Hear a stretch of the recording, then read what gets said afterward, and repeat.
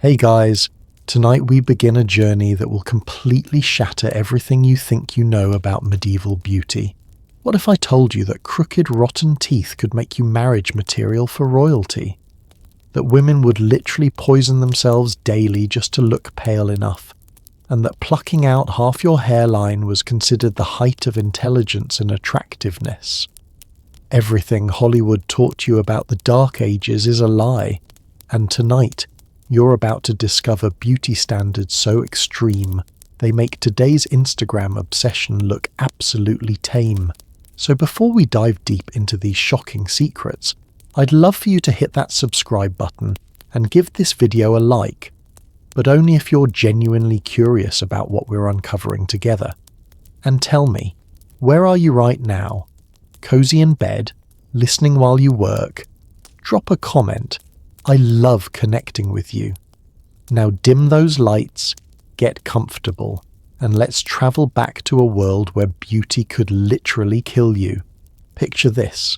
1347, Lady Margaret de Clare stands before her polished bronze mirror, but she's not checking her makeup.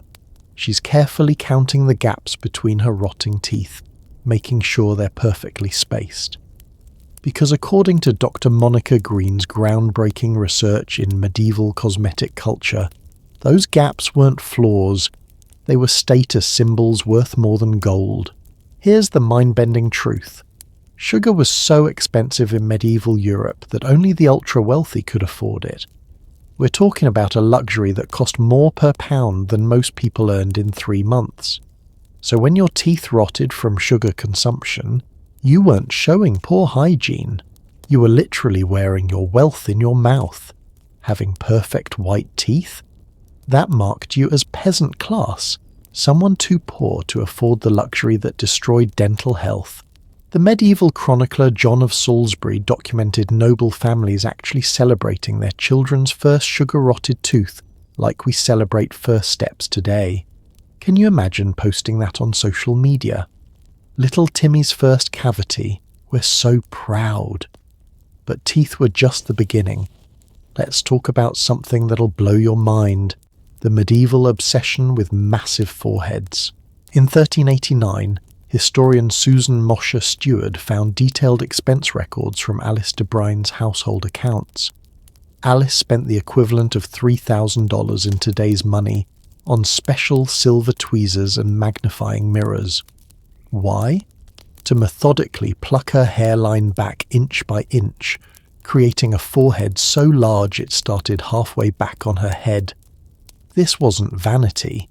This was strategic intelligence signaling. Medieval scholars believed brain size determined intelligence, and forehead size showed brain size. So women would spend hours weekly, hair by hair, reshaping their entire face to look smarter. Some would pluck so aggressively they developed permanent scarring, but that just proved their dedication to intellectual beauty. The famous 14th century beauty manual Trotula, written by actual medieval physicians, includes detailed instructions for forehead enhancement, treating it as seriously as we treat skincare routines today. Now here's where medieval beauty gets truly deadly. Their obsession with translucent white skin. We're not talking about fair skin. We're talking about this otherworldly, almost blue-white pallor that made you look like you'd never seen sunlight. According to Cambridge historian Dr. Sarah Rhys-Jones, medieval women would use cosmetics containing white lead mixed with vinegar to achieve this look. They knew it was poison. Medieval medical texts clearly warned about lead toxicity, but they used it anyway. Why risk death for pale skin? Because tan skin meant manual labor, meant poverty, meant you were nobody. Ultra-pale skin screamed, "I'm so wealthy I've never worked a day in my life." It was the ultimate luxury flex. Some women took it even further with voluntary bloodletting. Not for medical reasons, but to look more ethereal and weak. They would literally make themselves anemic to achieve that coveted dying swan aesthetic that drove medieval men wild. The Venetian beauty industry made fortunes selling these lead-based cosmetics across Europe, despite everyone knowing they were lethal. Court records from 1392 show Italian noblewoman Bianca Maria Visconti died from lead poisoning at age 23, and yet orders for Venetian face paint only increased after her death. But here's what's fascinating, and this completely changes how we think about medieval people. They weren't ignorant. They had physicians, they understood cause and effect. They made conscious choices to prioritize social status over personal safety, just like people today risk everything for cosmetic surgery, extreme dieting, or dangerous beauty trends. The difference is their beauty equation was completely inverted from ours. Where we want perfect teeth, they wanted strategic decay. Where we want sun-kissed skin, they wanted death-pale complexion. Where we want natural hairlines, they wanted artificially enlarged foreheads. And this reveals something profound about human nature that transcends centuries. We'll sacrifice almost anything, health, comfort, even our lives, to belong, to be desired, to use our appearance to communicate our worth to the world. According to medieval historian Dr. Carolyn Walker Bynum's research, these beauty practices weren't just about vanity, they were economic survival strategies. Your appearance literally determined your life prospects, your marriage options, your social mobility. Beauty was currency, and medieval people invested in it like we invest in education or careers today. So what can we learn from Lady Margaret carefully spacing her rotten teeth in that bronze mirror? That the human desire to be beautiful, to be accepted, to transform ourselves for love and status, that's timeless. The methods change, the standards evolve, but that core drive remains constant across centuries. As we continue this journey together, you're going to meet people who risked everything for beauty, whose stories will shock you, move you, and maybe make you question what you're willing to sacrifice for your own appearance.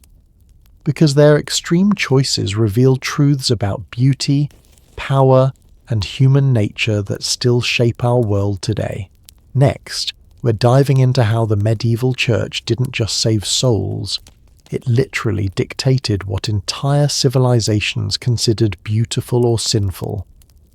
You'll discover why some of history's most devout women believed being too beautiful was a path to damnation, and how religious doctrine created beauty standards that seem completely alien to us today. The intersection of faith and beauty is about to get very intense, so stay with me as we explore how God and gorgeous collided in medieval Europe. Now, as we step deeper into this world where beauty could determine your eternal soul's fate, imagine you're a young woman in 1203, torn between two impossible choices. On one hand, being beautiful might secure you a good marriage and social status. On the other hand, the church is telling you that vanity is a mortal sin that could damn you to hell forever. This is the impossible tension that shaped medieval beauty for over 1,000 years. Meet Christina of Markyate, a real 12th century woman whose story will absolutely blow your mind. According to the detailed chronicles kept by St. Albans Abbey, Christina was so devastatingly beautiful that men would literally stop in the streets to stare at her. But here's the twist. She considered her beauty a curse from the devil, designed to tempt her away from God. When her parents arranged her marriage to a wealthy nobleman who was obsessed with her appearance, Christina did something that seems impossible to us today. She deliberately scarred her face with a heated iron, cut off all her hair, and rubbed dirt and ash into her skin daily to make herself as ugly as possible. Why? Because according to medieval Christian doctrine, beauty was often seen as a tool of Satan to distract people from spiritual pursuits. Can you imagine being so afraid of your own attractiveness that you'd literally destroy it? But Christina wasn't alone. According to Dr. Caroline Bynum's extensive research in Holy Feast and Holy Fast, dozens of medieval saints deliberately disfigured themselves to avoid the sin of being too beautiful. This creates one of the most fascinating contradictions in human history.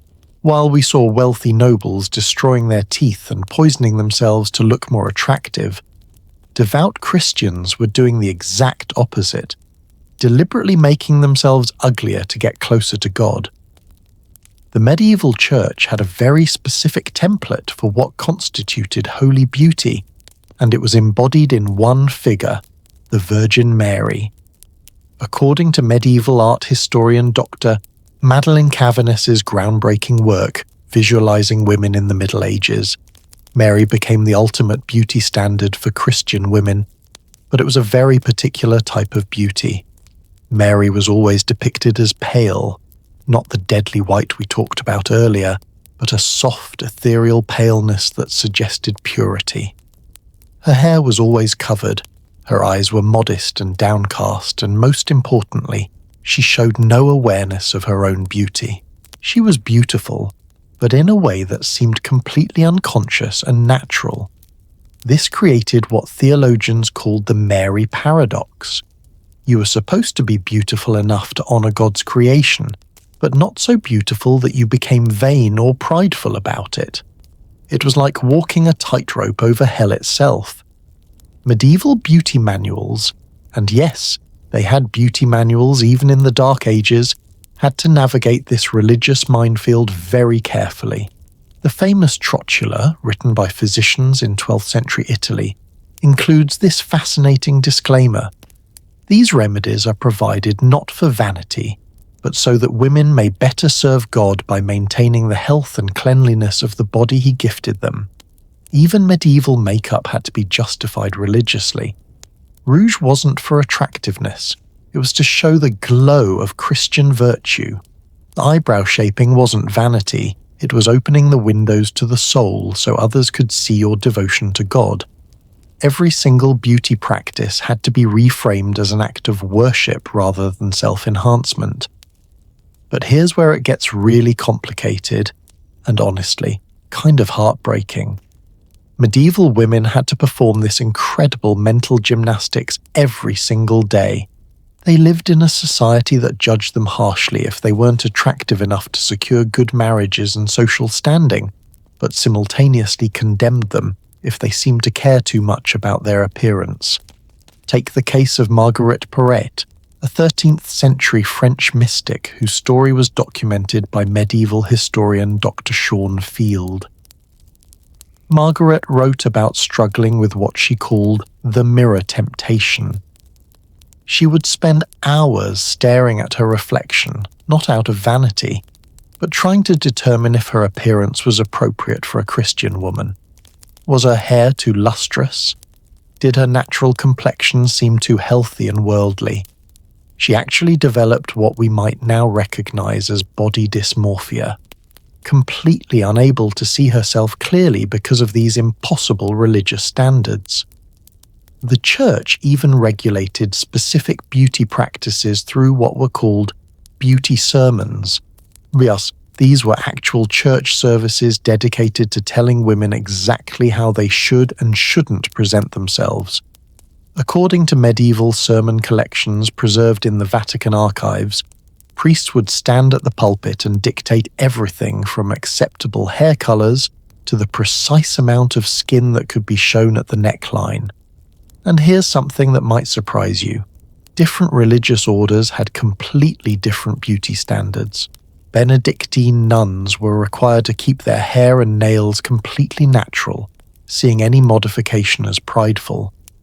But Cistercian nuns were actually required to maintain certain grooming standards because they believed that neglecting God's creation was just as sinful as vanity. Can you imagine the confusion? Moving from one region to another might mean completely changing your entire beauty routine based on which religious authorities were in charge. But perhaps the most fascinating aspect of medieval Christian beauty culture was the concept of inner beauty, literally transforming your physical appearance. Medieval people genuinely believed that moral purity would make you more physically beautiful, while sin would make you uglier. According to the writings of Thomas Aquinas, the 13th century philosopher, Virtue was supposed to literally shine through your skin, making good people glow with divine light. This wasn't just metaphorical, they believed it was physically real. Medieval medical texts describe the beauty of virtue as an actual medical phenomenon, where pious women would develop clearer skin, brighter eyes, and more symmetrical features through prayer and good works.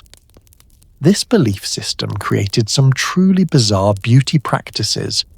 Women would fast for weeks, believing that spiritual purification would enhance their physical appearance. They would spend hours in prayer specifically asking God to make them beautiful enough to serve Him better, but not so beautiful that they would fall into the sin of pride. The medieval chronicler Matthew Paris documented noble women who would alternate between periods of elaborate beauty treatments and periods of deliberate self-mortification, trying to find that perfect balance between honoring God's creation and avoiding the sin of vanity. And here's what's really striking about all this. This religious influence on beauty didn't just affect individual women. It shaped entire fashion trends, makeup styles, and even architecture. Gothic cathedrals were designed to make human beings look small and humble in comparison, reminding them that earthly beauty was temporary while divine beauty was eternal. Medieval stained glass windows were created using specific color combinations that were believed to represent different virtues, and wealthy women would actually coordinate their clothing to match these holy colors when attending church services. Blue represented the Virgin Mary's purity, gold represented divine light, and deep red represented Christ's sacrifice. Wearing the wrong colors could be seen as a spiritual statement about your character. This religious framework created something unique in human history. A beauty culture where the ultimate goal wasn't just to be attractive to other people, but to be worthy of God's love while simultaneously not appearing to care about your appearance at all. It was like trying to solve an impossible puzzle where the rules kept changing based on who was watching you. But what I find most remarkable about studying medieval Christian beauty culture is how it reveals the incredible mental strength and creativity of medieval women. They found ways to be beautiful, to express themselves, to feel confident and attractive, all while navigating these incredibly restrictive religious expectations. They developed coded ways of enhancing their appearance that looked like spiritual practices, created beauty routines that could be justified as acts of worship, and built entire networks of support to help each other manage these impossible standards. In many ways, they were facing the same pressures we face today, trying to be beautiful enough to succeed socially while not appearing vain or superficial. The difference is, their consequences weren't just social embarrassment or professional setbacks. For them, getting the balance wrong could literally mean eternal damnation. As we continue exploring this fascinating world, we're about to discover how these religious beauty standards created one of the most extreme and dangerous trends in medieval history. The obsession with pale skin that literally killed thousands of women. You'll meet the vampire beauties of medieval Europe.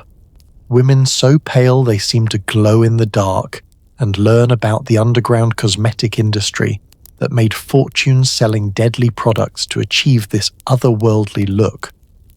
The lengths medieval women went to for pale skin will shock you, and the science behind their methods might actually surprise you. But those religious beauty standards we just explored created something even more dangerous than spiritual anxiety. They birthed an industry of death disguised as cosmetics. Because when the church declared that pale skin reflected spiritual purity, and society demanded it showed noble breeding, medieval women found themselves trapped in a beauty arms race that would literally cost thousands of lives. Let me introduce you to Isabel of Bavaria, Queen of France in 1385, whose morning routine would make your skincare regimen look like child's play. According to the detailed household accounts preserved in the French National Archives, Isabel would begin each day by having her servants apply a mixture they called Venetian ceruse, a paste made from white lead, vinegar, and egg whites, to her entire face, neck, and hands. But here's the terrifying part. Isabel knew it was killing her. Her personal physician, Master Jean de Tournemire, documented in his medical journals that the Queen suffered from constant headaches, memory loss, and what he described as the trembling sickness, all classic symptoms of lead poisoning.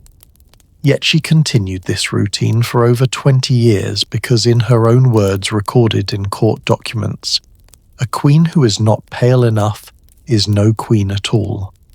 Think about that for a moment. Would you knowingly poison yourself every single day for decades just to meet a beauty standard?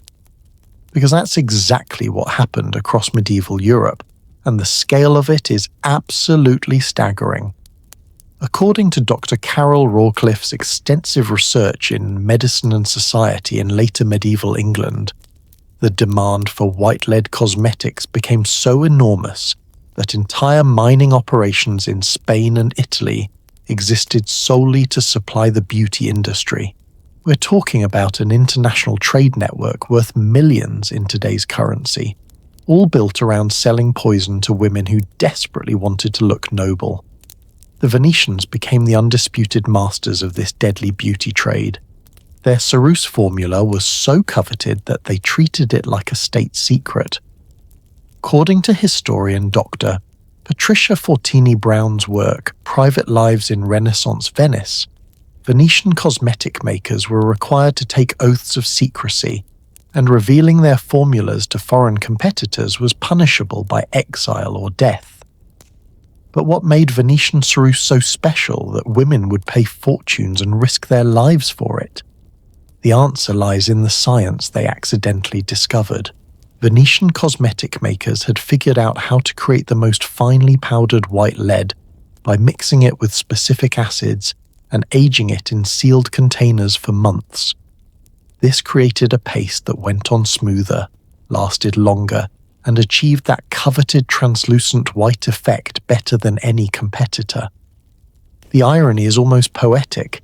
In trying to look more pure and spiritual, these women were literally filling their bodies with one of the most toxic substances known to medieval science, and everyone knew it. Medical texts from the period are filled with warnings about the dangers of lead cosmetics, yet the demand only continued to grow. Here's where the story gets even more fascinating and tragic. Medieval women developed an entire underground support network to deal with the effects of lead poisoning while maintaining their beauty routines. According to chronicles from the Abbey of Fontevraud, noble ladies would secretly meet to share remedies for lead poisoning symptoms, all while continuing to use the very products that were making them sick.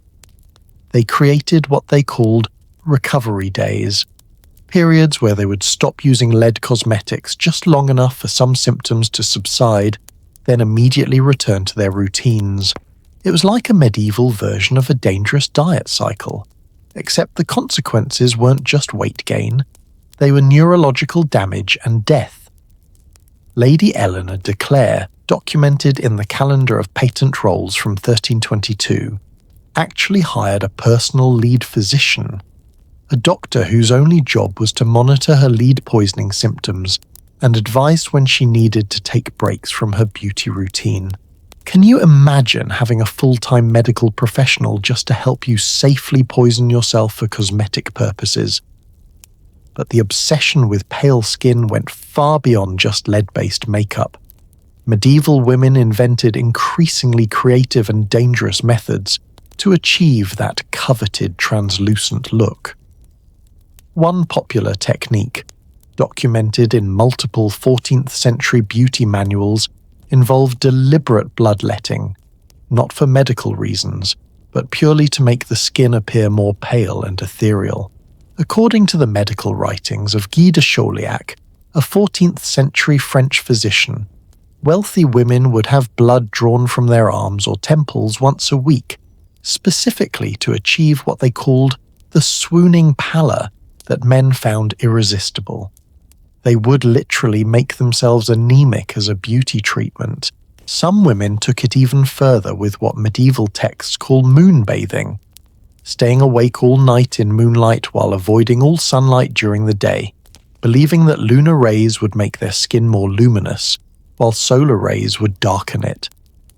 Entire noble households would shift their schedules around these nocturnal beauty rituals, creating what were essentially vampire lifestyles centuries before vampire mythology became popular. The 15th century Italian beauty treatise, Gli Ornamenti delle Donne, describes women who would sleep during the day and live entirely at night, holding candlelit parties and conducting all their social activities in artificial light to maintain their pale complexions. These moon ladies, as they were called, became legendary figures in medieval society, simultaneously admired and feared for their otherworldly appearance. But here's what's absolutely mind-blowing about this whole phenomenon. Medieval science was actually advanced enough to understand what was happening. Physicians like Avicenna and Albertus Magnus had written detailed treatises about the effects of lead on the human body. They knew it caused brain damage, organ failure, and death. Yet the social pressure to maintain pale skin was so intense that this knowledge was essentially ignored. Medieval court records are filled with what we might now recognize as class action lawsuits against cosmetic makers. In 1398, the families of 12 Parisian noblewomen who died from lead poisoning attempted to sue Venetian cosmetic importers, but the case was dismissed because the women had used the products willingly, knowing the risks. It was considered a form of voluntary suicide, which made legal action impossible under medieval law. The economic impact of this deadly beauty trend was staggering. According to tax records preserved in the Venice State Archives, by 1400, cosmetics had become Venice's third largest export after silk and spices. The city built its wealth partially on selling poison to European women who were willing to die to look noble. What strikes me most about studying this phenomenon is how it reveals the incredible pressure medieval women faced to conform to beauty standards. They weren't naive or ignorant, they were making calculated decisions to prioritize social survival over physical health. In a world where your marriage prospects, social status, and economic security all depended on your appearance, risking death for beauty became a rational choice. This creates such a parallel to modern beauty culture, doesn't it? How many people today risk their health with extreme dieting, dangerous cosmetic procedures, or unregulated beauty products just to meet social expectations? The methods have changed, but that fundamental calculation between beauty and safety remains remarkably similar. The medieval obsession with pale skin also created fascinating regional variations across Europe.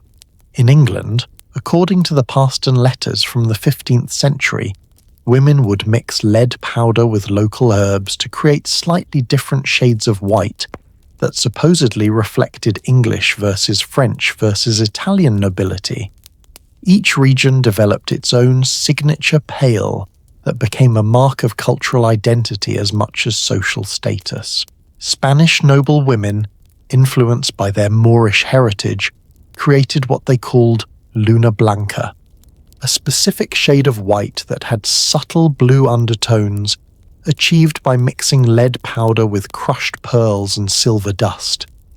The cost was astronomical. A single application could cost more than a common labourer earned in 6 months. But perhaps the most tragic aspect of this medieval beauty obsession is how it affected entire family lines. Lead poisoning doesn't just harm the individual using it, it can cause severe birth defects and developmental problems in children.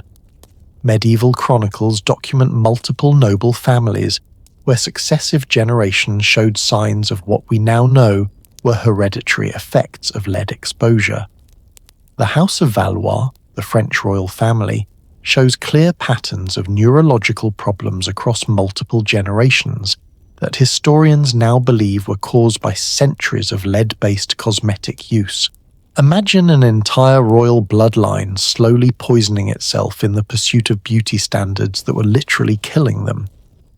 As we delve deeper into these extreme medieval beauty practices, you're about to discover something that will completely change how you think about intelligence and attractiveness.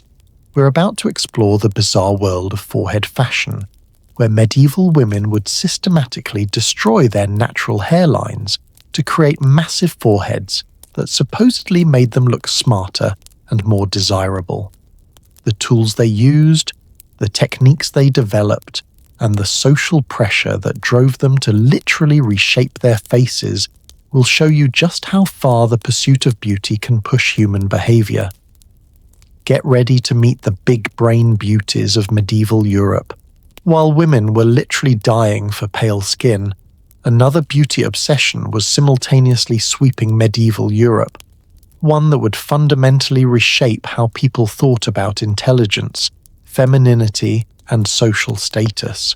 What if I told you that having a naturally beautiful hairline was actually considered a sign of stupidity? That the bigger your forehead, the more attractive and intelligent you appeared to potential husbands? Enter Agnes Sorel, the most famous mistress of King Charles VII of France in the 1440s. But Agnes wasn't remembered for her scandalous affair with the king. She was legendary for having what court chroniclers called the most magnificent forehead in all of Christendom. According to detailed portraits and contemporary descriptions preserved in the Bibliothèque Nationale, Agnes had systematically plucked her hairline back so far that her forehead extended nearly 4 inches from her eyebrows to where her hair began. And this wasn't some quirky personal preference. This was the height of 15th century fashion. Agnes's forehead was so admired that other noblewomen would travel hundreds of miles just to study a hairline and try to replicate it. Can you imagine making a pilgrimage to see someone's forehead? But that's exactly what happened, because in medieval Europe, your forehead size was believed to directly correlate with your brain capacity and, therefore, your intelligence. This belief system had deep philosophical roots. According to the writings of medieval scholar Albertus Magnus, the human skull was thought to house different mental faculties in specific locations. The larger your forehead, the more room you had for what they called rational thinking and divine contemplation. Women with naturally low hairlines were actually considered intellectually inferior and less suitable for marriage to educated men. So medieval women developed an entire industry around forehead enhancement. And when I say industry, I mean a sophisticated network of specialists, tools, and techniques that rivaled any modern beauty treatment. According to Dr. Susan Mosher Steward's research in Fashion in the Medieval World, professional hairline artists called frontis sculptors charged the equivalent of thousands of dollars to create the perfect forehead shape. The tools they used were surprisingly sophisticated. Medieval beauty inventories from wealthy households show specialized silver tweezers with magnifying lenses attached, heated bronze rollers to make hair removal less painful, and even primitive forms of what we might recognize as laser-like treatments using focused sunlight through glass crystals. The Duchess of Burgundy's household accounts from 1467 list payments to craftsmen for creating custom forehead-shaping devices that sound remarkably similar to modern hair removal technology. But here's where this gets really fascinating, and honestly a little heartbreaking. The process of creating these massive foreheads was incredibly painful and took years to complete. Women would start as teenagers, plucking just a few hairs each week to gradually push their hairline back. According to the personal diary of Marguerite of Anjou documented in the British Library, the process took her nearly 6 years to achieve her desired forehead shape, and she described it as daily torment that I endure for the promise of wisdom's crown. Think about that level of commitment. 6 years of daily pain just to meet a beauty standard that equated forehead size with intelligence. And this wasn't just about vanity. This was about social mobility. A woman with an impressive forehead could literally marry above her station, while one with a naturally low hairline might be considered unsuitable for educated society. The social pressure around forehead size created some truly bizarre situations. Medieval court records document cases of families hiring professional forehead evaluators to assess their daughters' marriage prospects based solely on skull measurements. The Medici family archives contain correspondence from 1478, where Lorenzo de' Medici rejected a potential bride for his son specifically because her forehead was insufficient for bearing intellectual children. Different regions developed their own forehead fashion trends too. In France, the ideal was what they called la front majestique, a perfectly smooth, dome-like forehead that extended from temple to temple in a continuous curve. Italian women preferred fronte divina, a more angular architectural approach with sharp corners and geometric precision. English ladies favoured the scholar's brow, which incorporated visible temples and a slightly receded crown area. But perhaps the most extreme forehead fashion came from the German courts, where women would create what chroniclers called das Großdenk, literally the great think. According to the detailed court records of Holy Roman Emperor Frederick III, German noblewomen would pluck their hairlines so far back that they needed to wear special headpieces to protect their enlarged foreheads from cold weather. We're talking about women who had essentially given themselves male pattern baldness on purpose. The techniques for achieving these dramatic foreheads were surprisingly varied and ingenious. Beyond simple plucking, medieval women used mixtures of quicklime and arsenic to chemically remove hair, a process that was not only incredibly dangerous, but often left permanent scarring. According to the medical writings of Trotula of Salerno, some women would use heated oils infused with toxic herbs to burn away unwanted hair, accepting the risk of severe skin damage for the promise of a more intellectual appearance. Some of the more wealthy women could afford what were called philosophical treatments, procedures performed by scholar physicians who believed they could actually reshape the skull bones to create larger foreheads. The Florentine physician Antonio Benivieni documented several cases in his medical journals where women underwent crude surgical procedures to remove parts of their scalp and stretch the remaining skin backward. The mortality rate for these procedures was staggeringly high, but the demand never decreased. What's particularly striking about this forehead obsession is how it intersected with medieval educational philosophy. During this period, universities were just beginning to admit women in very limited numbers, and the intellectual capacity of women was a hotly debated topic among scholars. Having a large forehead became a way for women to visually argue for their intellectual equality. It was like wearing a sign that said, "My brain is big enough to handle complex ideas." The famous Christine de Pizan, one of the first professional female writers in medieval Europe, actually wrote extensively about forehead fashion in her treatises on women's education. According to her work, The Book of the City of Ladies, she deliberately cultivated an enlarged forehead specifically to be taken more seriously as an intellectual. She described the process as reshaping my skull to match my mind, and credited her impressive forehead with helping her gain access to scholarly circles that would otherwise have excluded her. But this beauty trend created some unintended social consequences that reveal how complex medieval society really was. Because forehead enhancement was expensive and time-consuming, it became a clear class marker. Working women couldn't afford to spend years gradually plucking their hairlines, so they were stuck with their natural foreheads, which then marked them as intellectually inferior according to prevailing beauty standards. This created what historians call the forehead gap, a visible divide between social classes that was literally written on people's faces.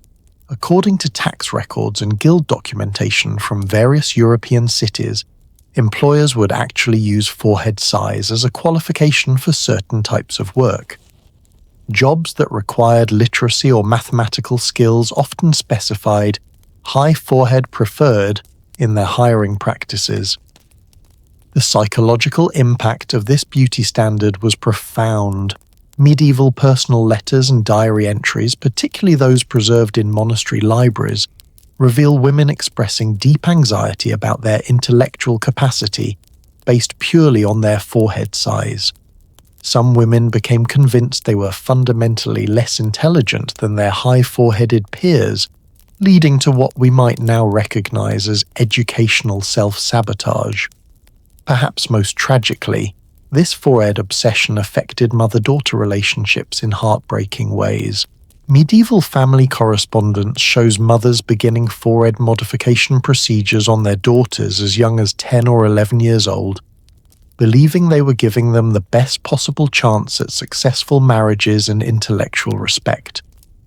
Imagine growing up knowing that your own mother thought your natural face wasn't smart-looking enough. The economic impact of forehead fashion was substantial too. According to guild records from various European cities, specialized forehead modification tools became a significant trade category. Master craftsmen developed reputations for creating the finest tweezers, the most effective hair removal compounds, and the most accurate forehead measuring devices. Some of these tools were so expensive that they were passed down through generations like family heirlooms. What strikes me most about studying medieval forehead fashion is how it reveals the incredible human capacity to rationalize extreme behavior in pursuit of social acceptance. These women weren't victims of ignorance. They were making calculated decisions about how to succeed in their society. They understood that appearance communicated intelligence, and they were willing to endure years of pain to send the right message about their mental capabilities. In many ways, this mirrors modern pressures around education and intellectual presentation, doesn't it? How many people today invest enormous amounts of time and money trying to appear smarter or more educated? The methods have changed.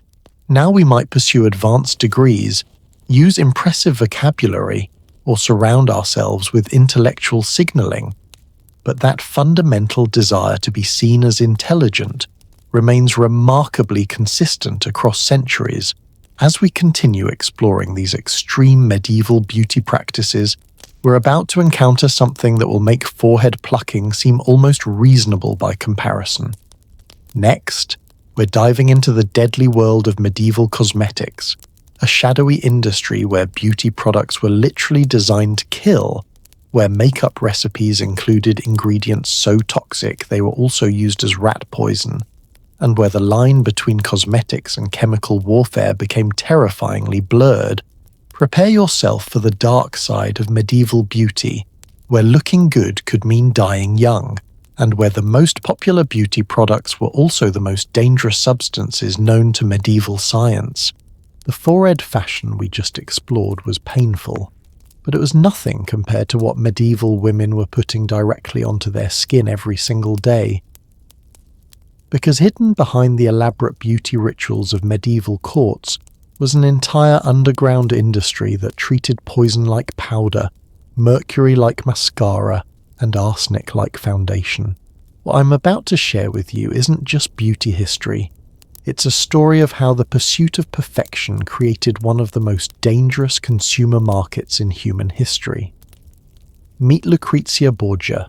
Yes, that Borgia, whose beauty routine was so legendary and so lethal that other noble women would literally risk their lives to steal her cosmetic recipes. According to the detailed inventory of her personal effects preserved in the Vatican secret archives, Lucrezia owned over 200 different cosmetic preparations, and modern chemical analysis has revealed that nearly 80% of them contained substances that would be classified as deadly poisons today. But here's the truly shocking part.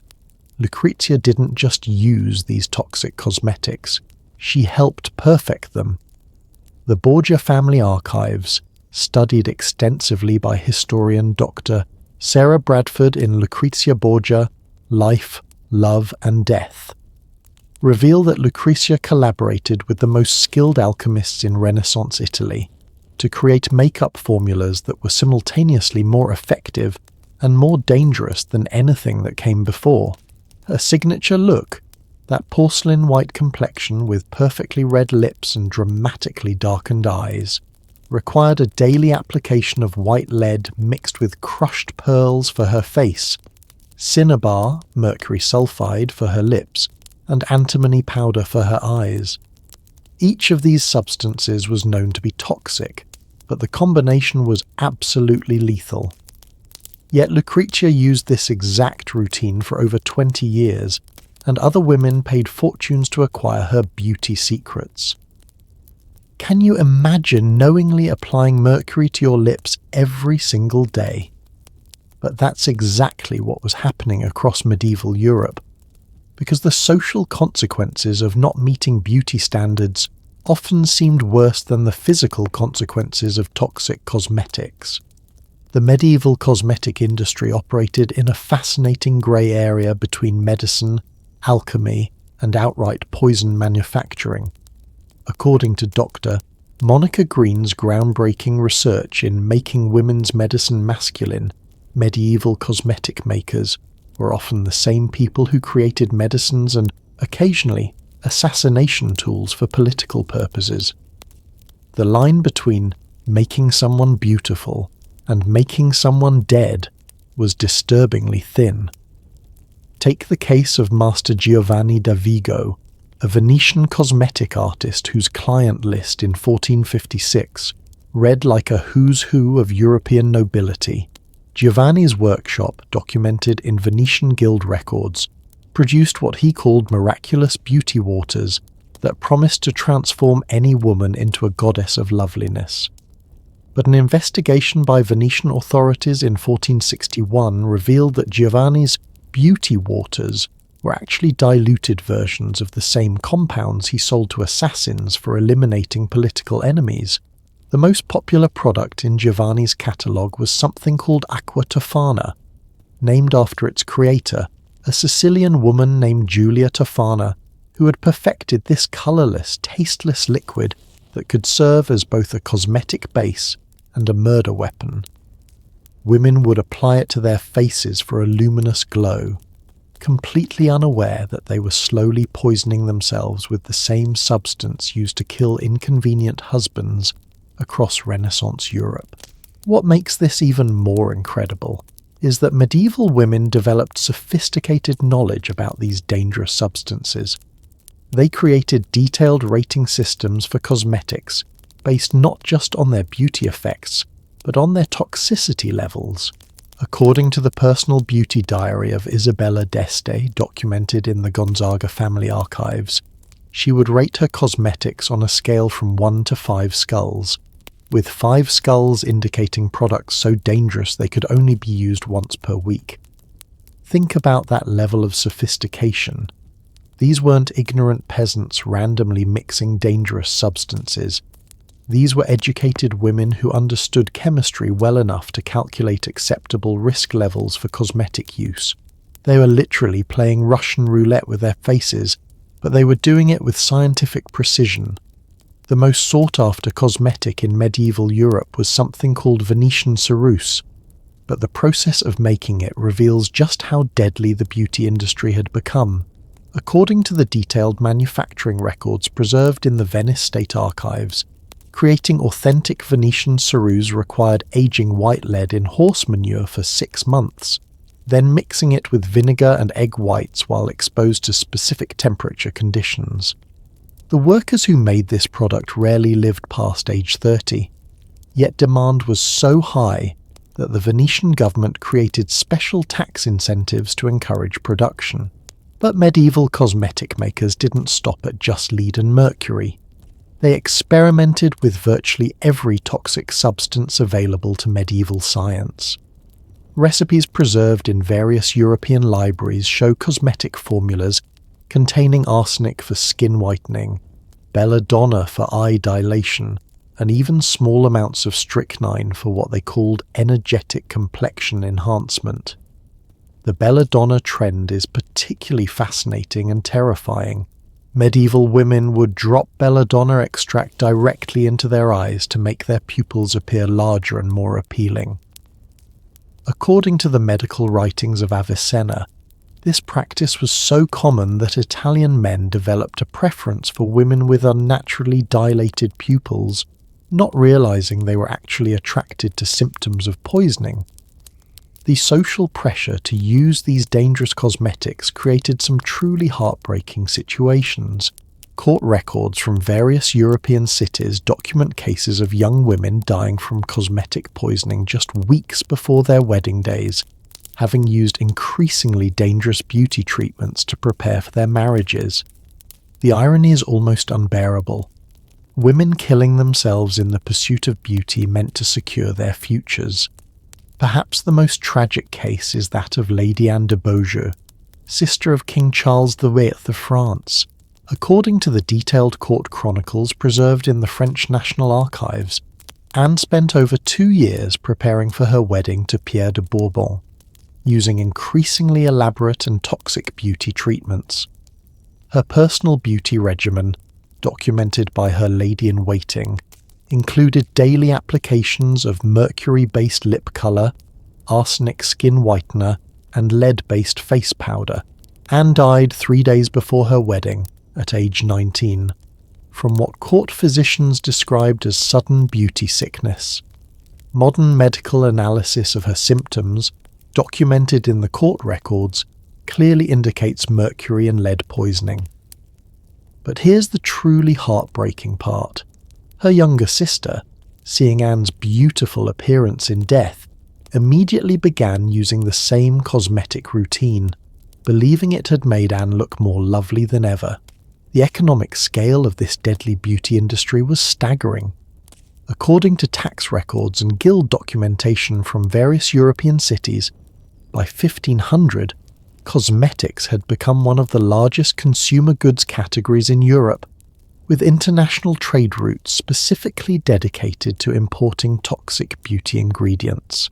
Venice alone exported over £50,000 of lead-based cosmetics annually, while Florence specialised in mercury-based lip colours that were shipped as far as England and Poland.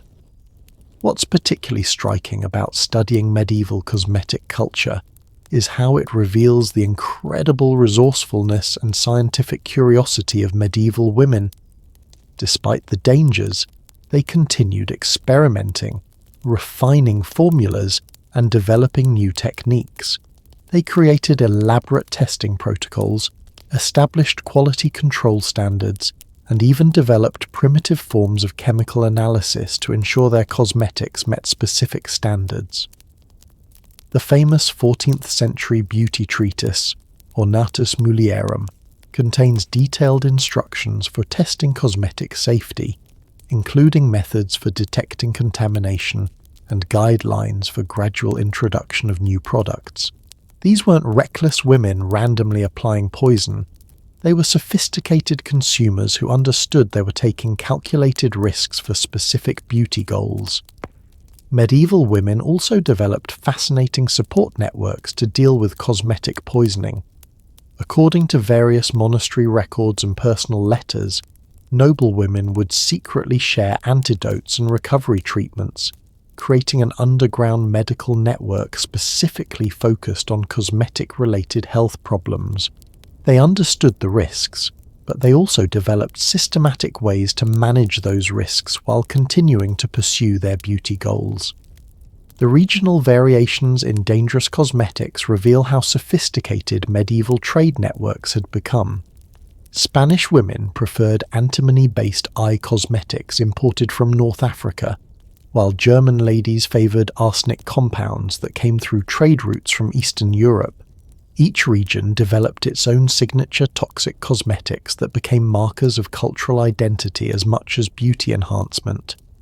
As we continue exploring these extreme medieval beauty practices, we're about to encounter something that will completely revolutionize how you think about medieval dental care and social status. Next, we're diving into the shocking world of medieval smile standards, where rotten teeth were literally a sign of wealth, where sugar damage was celebrated as a luxury marker, and where having perfectly healthy teeth could actually hurt your marriage prospects. Prepare to discover why medieval people deliberately destroyed their dental health in pursuit of social acceptance, and how the pursuit of the perfect medieval smile created one of history's most counterintuitive beauty standards. Those deadly cosmetics we just discovered were actually the easy part of medieval beauty culture. Because while women were poisoning themselves with mercury and lead, something even more shocking was happening in medieval mouths across Europe. People were deliberately destroying their teeth to look more attractive. And I'm not talking about accidental damage from poor hygiene. I'm talking about systematic, intentional tooth destruction as the ultimate status symbol. Picture Eleanor of Aquitaine in 1154, one of the most powerful women in medieval Europe, standing before her court advisors with what chroniclers described as teeth as black as coal and gaps wide enough to hold coins. But Eleanor wasn't embarrassed by her dental situation. She was proud of it. According to the detailed court records preserved in the Archives Nationales de France, Eleanor would actually display her rotted teeth during formal audiences as a demonstration of her incredible wealth and refined taste. This wasn't some bizarre personal quirk. This was the height of 12th century dental fashion, because in medieval Europe, sugar was so explosively expensive that only the ultra-wealthy could afford to consume enough of it to seriously damage their teeth. Having rotten, gap-filled teeth wasn't a sign of poor hygiene. It was like wearing a Rolex made of diamonds. It screamed, "I'm so rich I can afford to destroy my health with luxury." To understand just how extreme this status symbol was, consider the economics involved. According to Dr. Paul Friedman's research in Out of the East, Spices and the Medieval Imagination, a single pound of refined sugar in 1300 cost approximately what a skilled craftsman earned in 3 months. That's roughly equivalent to $15,000 in today's purchasing power. Imagine spending $15,000 on a substance whose primary purpose was to rot your teeth, and you'll begin to understand the medieval mindset around dental destruction. But medieval people didn't just passively wait for sugar to destroy their teeth naturally. They developed sophisticated techniques to accelerate and control the decay process to achieve the most aesthetically pleasing results. According to the beauty manual Secreta Secretorum, attributed to Aristotle but actually written by medieval scholars, wealthy women would have their teeth professionally damaged by specialists called tooth artists, who could create perfectly spaced gaps and artistically arranged decay patterns. The process was incredibly detailed and painful. Master Aldrich of Sens, whose dental modification techniques were documented in the medical writings of the School of Chartres, would use tiny chisels and files to create strategic grooves in healthy teeth, then apply concentrated sugar solutions mixed with acidic wine to accelerate decay in specific patterns. The goal was to create what they called la bouche sucrée, the sugar mouth, which showed both wealth and sophistication. Can you imagine voluntarily having someone chisel grooves into your healthy teeth just to make them rot more attractively? But that's exactly what was happening in medieval Europe's wealthiest households. The demand for these services was so high that tooth artists commanded fees equivalent to what skilled physicians earned. The social pressure around dental destruction created some truly bizarre situations. The chronicler Matthew Paris documented a case in 1245 where Lady Matilda de Clare was rejected by 3 potential suitors, specifically because her teeth were too healthy and white. Her family was so concerned about her marriage prospects that they hired a tooth artist to create strategic decay, spending what would be equivalent to $50,000 today to make their daughter's smile less perfect. Different regions developed their own signature dental decay styles too.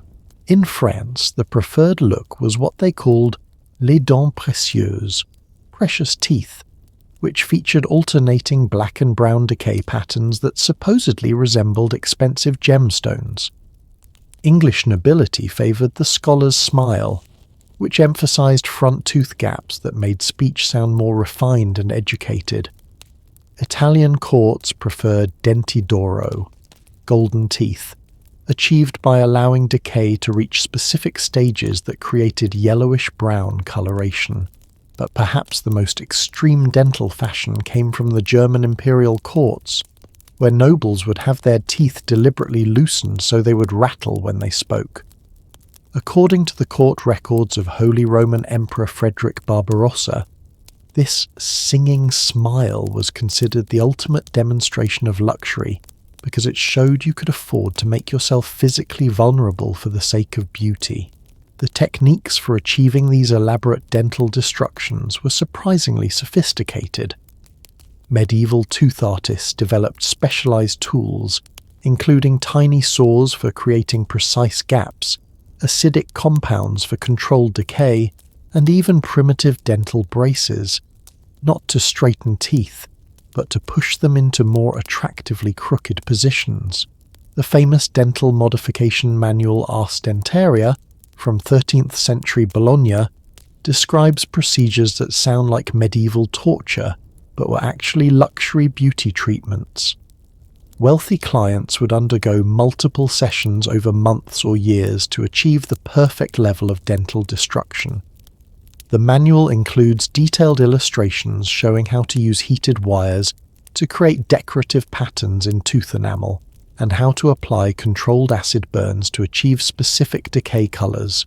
What makes this even more remarkable is that medieval people clearly understood the health consequences of tooth destruction. Medical texts from the period describe the pain, infections, and eating difficulties that resulted from severe dental decay. Yet demand for tooth modification services continued to grow throughout the medieval period because the social benefits outweighed the physical costs. The economic impact of this dental destruction trend was substantial. According to guild records from various European cities, sugar importers would actually market their products specifically for tooth decay purposes. Venetian merchants developed what they called dental sugars, concentrated formulations designed to cause maximum tooth damage in minimum time. These products were advertised alongside jewellery and fine silks as luxury items for the discerning noble. Perhaps the most fascinating aspect of medieval dental fashion was how it intersected with speech patterns and social communication. Having strategically damaged teeth didn't just look different, it made you sound different.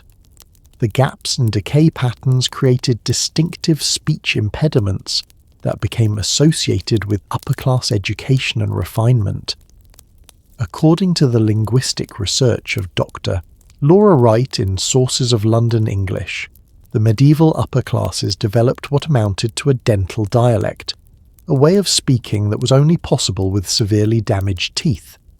Pronouncing certain words correctly required specific gap patterns, making dental destruction both a beauty treatment and a linguistic class marker. The psychological impact of this dental beauty standard was profound and complex. Personal letters and diary entries from medieval nobles revealed deep anxiety about having teeth that were too healthy or insufficiently refined. Some wealthy individuals became obsessed with achieving the perfect level of dental destruction, consulting multiple tooth artists and spending fortunes on increasingly elaborate decay procedures. The tragic case of Count Roderick de Montfort illustrates how extreme this obsession could become. According to the chronicles preserved in the Abbey of Saint-Denis, Roderick spent over 7 years having his teeth systematically destroyed by various specialists, seeking what he called the ultimate sugar smile. The process involved such extensive dental work that he eventually lost the ability to eat solid food, but he continued the treatments until his death because he believed his elaborate tooth decay made him irresistibly attractive to potential wives. This dental destruction trend also created unexpected social consequences that reveal how complex medieval society really was. Because dental modification was expensive and time-consuming, it became a clear class divider. Working people, who couldn't afford sugar or tooth artists, were stuck with naturally healthy teeth that marked them as commoners. This created what historians call the dental divide, a visible gap between social classes that was literally written in people's smiles. Medieval court records show that employers would actually consider dental appearance when hiring for certain positions. Jobs requiring interaction with nobility often specified appropriate dental refinement in their requirements, meaning candidates needed to show evidence of sugar consumption and strategic tooth damage to be considered qualified.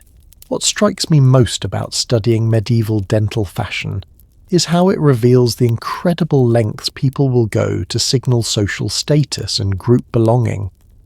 These weren't ignorant people randomly destroying their health. They were making calculated decisions about how to communicate their wealth and sophistication in a society where your smile determined your social prospects. In many ways, this mirrors modern beauty pressures around dental perfection, doesn't it? Today we spend fortunes making our teeth straighter and whiter, while medieval people spent fortunes making theirs crooked and darker. The methods have completely reversed, but that fundamental desire to use our smiles to communicate our social status remains remarkably consistent across centuries. As we continue exploring these fascinating medieval beauty practices, we're about to enter a realm that will completely transform your understanding of medieval hygiene and personal care.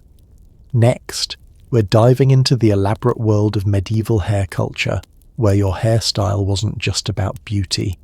It was a complex social code that communicated everything from your marital status to your religious beliefs to your political allegiances. You'll discover the secret hair languages of medieval Europe, meet the professional hair artists who commanded royal fees, and learn about hair treatments so elaborate they required teams of specialists working for days at a time. Prepare to uncover the hidden world where every strand told a story. If you thought dental destruction was complicated, wait until you discover what medieval people did with their hair. Because in medieval Europe, your hairstyle wasn't just about looking good, it was a sophisticated communication system that instantly revealed your age, marital status, social class, religious beliefs, political allegiances, and even your sexual availability.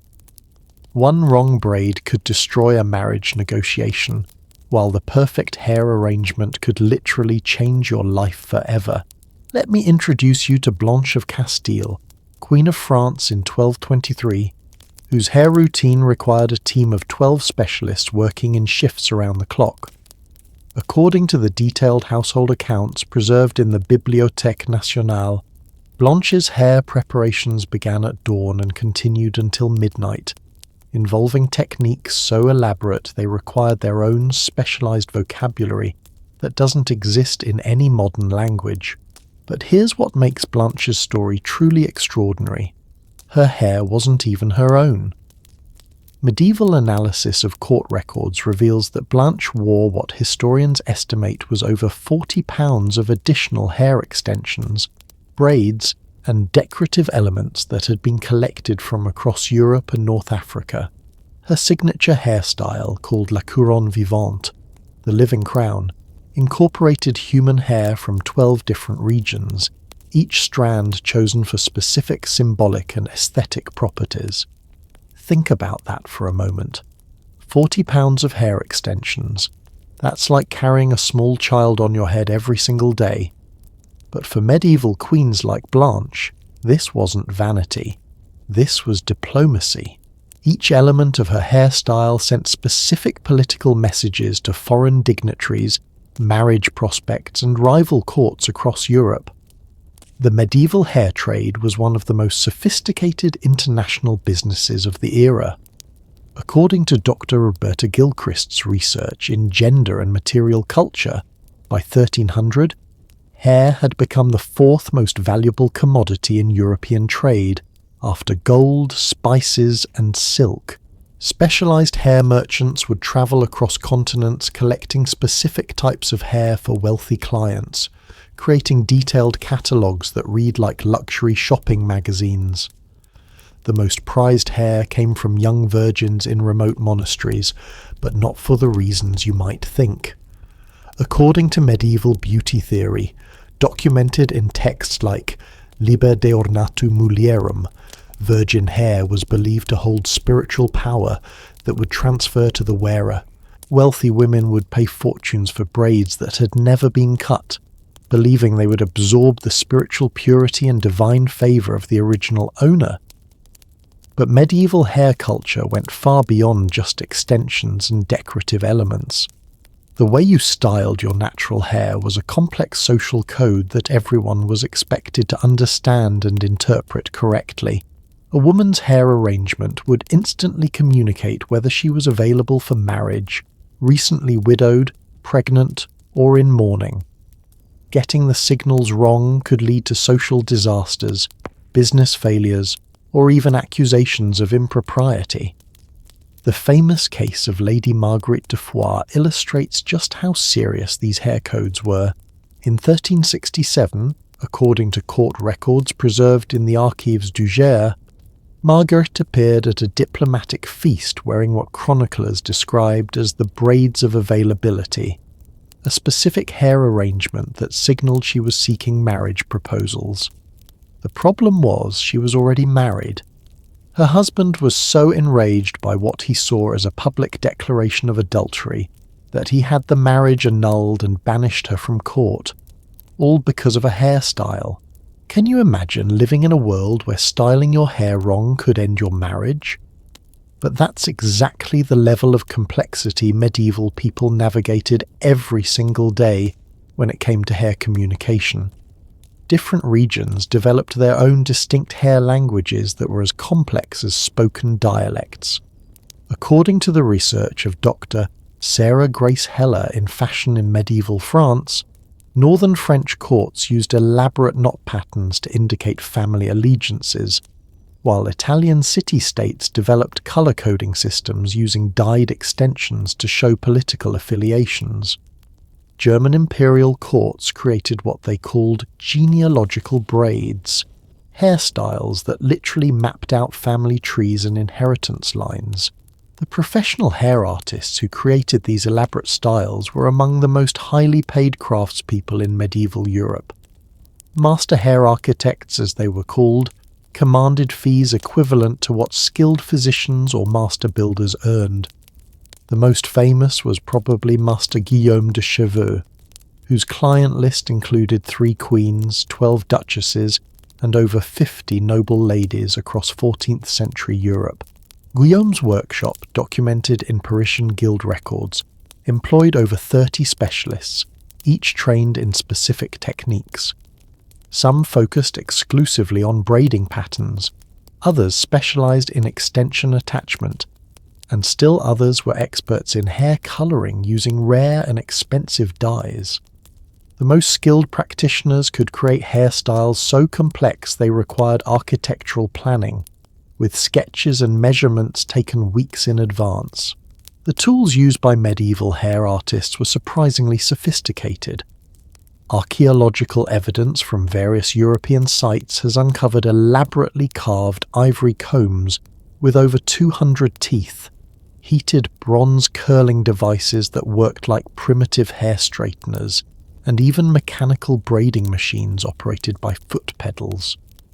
The Duchess of Berry's household inventory from 1416 lists hair styling tools worth more than most people's annual income. But perhaps the most fascinating aspect of medieval hair culture was the symbolic meaning embedded in different hair colours. This wasn't about natural colour. Medieval people had developed sophisticated dyeing techniques that could create virtually any shade imaginable. According to the beauty treatise Ornatus Mulierum, specific hair colours were associated with different virtues, personality traits, and social characteristics. Golden hair, achieved through treatments involving saffron and powdered gold, was reserved for women of the highest nobility and was believed to indicate divine favour and spiritual purity.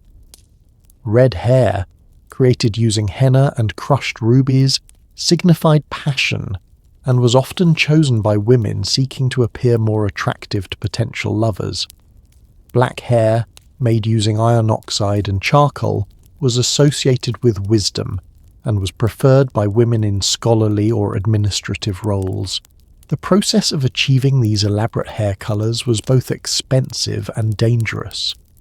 The famous recipe for imperial gold hair, preserved in medieval manuscripts, required saffron worth more than most people earned in a year, plus treatments with heated oils that could cause severe scalp burns. Many women suffered permanent hair loss from these colouring processes, but demand remained high because the social benefits were considered worth the risks. Medieval hair culture also created fascinating gender dynamics that challenge our assumptions about medieval society. While we often think of medieval women as oppressed and restricted, hairstyling was one area where they held significant power and autonomy. According to various court records, women could negotiate marriage contracts, business deals, and political alliances based partly on their hairstyling skills and the messages they could communicate through their appearance. The famous case of Isabella de Fortibus demonstrates this clearly. Isabella, documented in the Close Rolls of Henry III, used her elaborate hair arrangements to conduct secret diplomatic negotiations with Scottish lords while appearing to simply attend social functions. Her hairstyles contained coded messages about troop movements, supply routes, and battle plans that helped coordinate military strategy during the Scottish Wars of Independence. She was essentially running a spy network through hair fashion. Medieval hair culture also reveals the incredible creativity and artistic sophistication of the period. Some of the hairstyles documented in court records and artistic depictions required such advanced engineering that they seem almost impossible to create with medieval technology. The famous cathedral coiffure, popular in 15th century Burgundy, was designed to replicate Gothic architecture in hair form, with flying buttresses made from braided extensions and spires created using wire frameworks covered in human hair. The economic impact of medieval hair obsession was substantial. According to tax records from various European cities, hair-related businesses, from extension trading to styling services to tool manufacturing, employed thousands of people and generated enormous wealth. Venice developed an entire district dedicated to hair commerce, while Paris created guild regulations specifically for hair artists that were more detailed than those governing physicians or lawyers. What strikes me most about studying medieval hair culture is how it reveals the incredible complexity of medieval social communication. These weren't primitive people with simple social structures. They were sophisticated individuals navigating intricate social codes that required extensive knowledge and skill to master. Every hairstyle was a carefully crafted message, every braid a deliberate choice with specific social consequences. This creates such interesting parallels with modern hair culture, doesn't it? Today we still use our hairstyles to communicate identity, status, and belonging, though our codes have evolved. The medieval woman choosing the right braid pattern to signal her political allegiances isn't so different from someone today choosing a hairstyle that expresses their cultural identity or professional status. As we continue exploring these remarkable medieval beauty practices, we're about to discover something that will completely revolutionize how you think about medieval body image and physical ideals. Next, we're entering the fascinating world of medieval body shape standards, where the perfect figure wasn't what you might expect, where clothing was literally architecture for the human form, and where certain body types were considered so attractive they could start wars. Prepare to meet the medieval supermodels who defined an era's vision of physical perfection, and learn how medieval people literally reshaped their bodies to meet impossible beauty standards that would seem completely alien to us today. Just as medieval hair codes were reaching impossible levels of complexity, something equally shocking was happening with medieval body standards, and it's going to completely destroy every assumption you have about historical beauty ideals, because the medieval perfect figure wasn't thin, wasn't curvy, and definitely wasn't what modern people would recognize as attractive. In fact, the most desirable body type in medieval Europe would probably get you concerned looks from doctors today. Consider Berengaria of Navarre, Queen of England and wife of Richard the Lionheart, whose physical appearance was so celebrated that chroniclers across Europe wrote detailed descriptions of her divine form. According to the contemporary accounts preserved in the pipe rolls and various monastic chronicles, Berengaria was described as having what medieval people considered the absolute pinnacle of feminine beauty: a protruding belly, extremely pale and soft skin that showed visible veins, small breasts, wide hips, and what they called the glow of breeding. A slight swelling that suggested she was perpetually on the verge of pregnancy. To modern eyes, Berengaria might have looked unhealthy, possibly malnourished, or even ill. But to medieval people, she represented the ultimate in feminine perfection. And this wasn't just one person's opinion. This was a beauty standard that dominated European culture for over 3 centuries. The medieval obsession with what they called la forme fertile, the fertile form, was based on a complex intersection of medical theory, religious doctrine, and economic reality. According to the medical writings of Hildegard of Bingen and other medieval physicians, a woman's primary purpose was reproduction, and therefore the most beautiful woman was one whose body clearly demonstrated its capacity for successful childbearing. This created beauty standards that seem bizarre to us today. The ideal medieval woman had what physicians called the pregnancy silhouette, even when she wasn't pregnant. This meant a rounded belly that suggested fertility, pale skin that indicated she didn't need to work in the sun, and soft, somewhat flabby flesh that showed she had access to plenty of food, a luxury in a world where famine was always a threat. But here's where medieval body standards get really fascinating and disturbing. Women who naturally possessed this fertile form were considered lucky, but those who didn't would actually modify their bodies to achieve it. According to Dr. Caroline Walker, Bynum's research in Holy Feast and Holy Fast, medieval women used a variety of techniques to create the illusion of perpetual near pregnancy, including wearing padding, consuming specific foods to cause bloating, and even ingesting substances that would make them retain water to achieve that coveted soft, swollen appearance. The most extreme method was something called fertility sculpting, documented in various medieval medical texts. Women would use tight corsets and strategic padding to push their internal organs downward, creating an artificially protruding belly while compressing their rib cage to make their breasts appear smaller. The process was incredibly uncomfortable and could cause serious health problems, but it was considered essential for marriage prospects among the wealthy classes. Can you imagine deliberately making yourself look pregnant when you weren't, just to appear more attractive? But that's exactly what was happening across medieval Europe, because the social and economic benefits of appearing maximally fertile outweighed the physical discomfort and health risks. Different regions developed their own variations on the fertility ideal. According to the research of Dr. Margaret Scott in Medieval Dress and Fashion, French courts preferred what they called la silhouette divine, a more elongated version of the pregnant look that emphasized height and gracefulness. Italian city-states favored forma abbondante, a rounder, more voluptuous interpretation that showed maximum prosperity and fertility. English courts developed the breeding figure, which emphasized wide hips and a prominent belly while maintaining relatively narrow shoulders. The clothing industry that developed around these body ideals was incredibly sophisticated.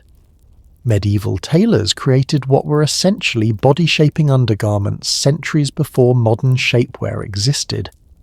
These garments, called fertility forms, or breeding bodices, used whalebone, metal wire and strategic padding to create the perfect medieval silhouette regardless of a woman's natural body shape.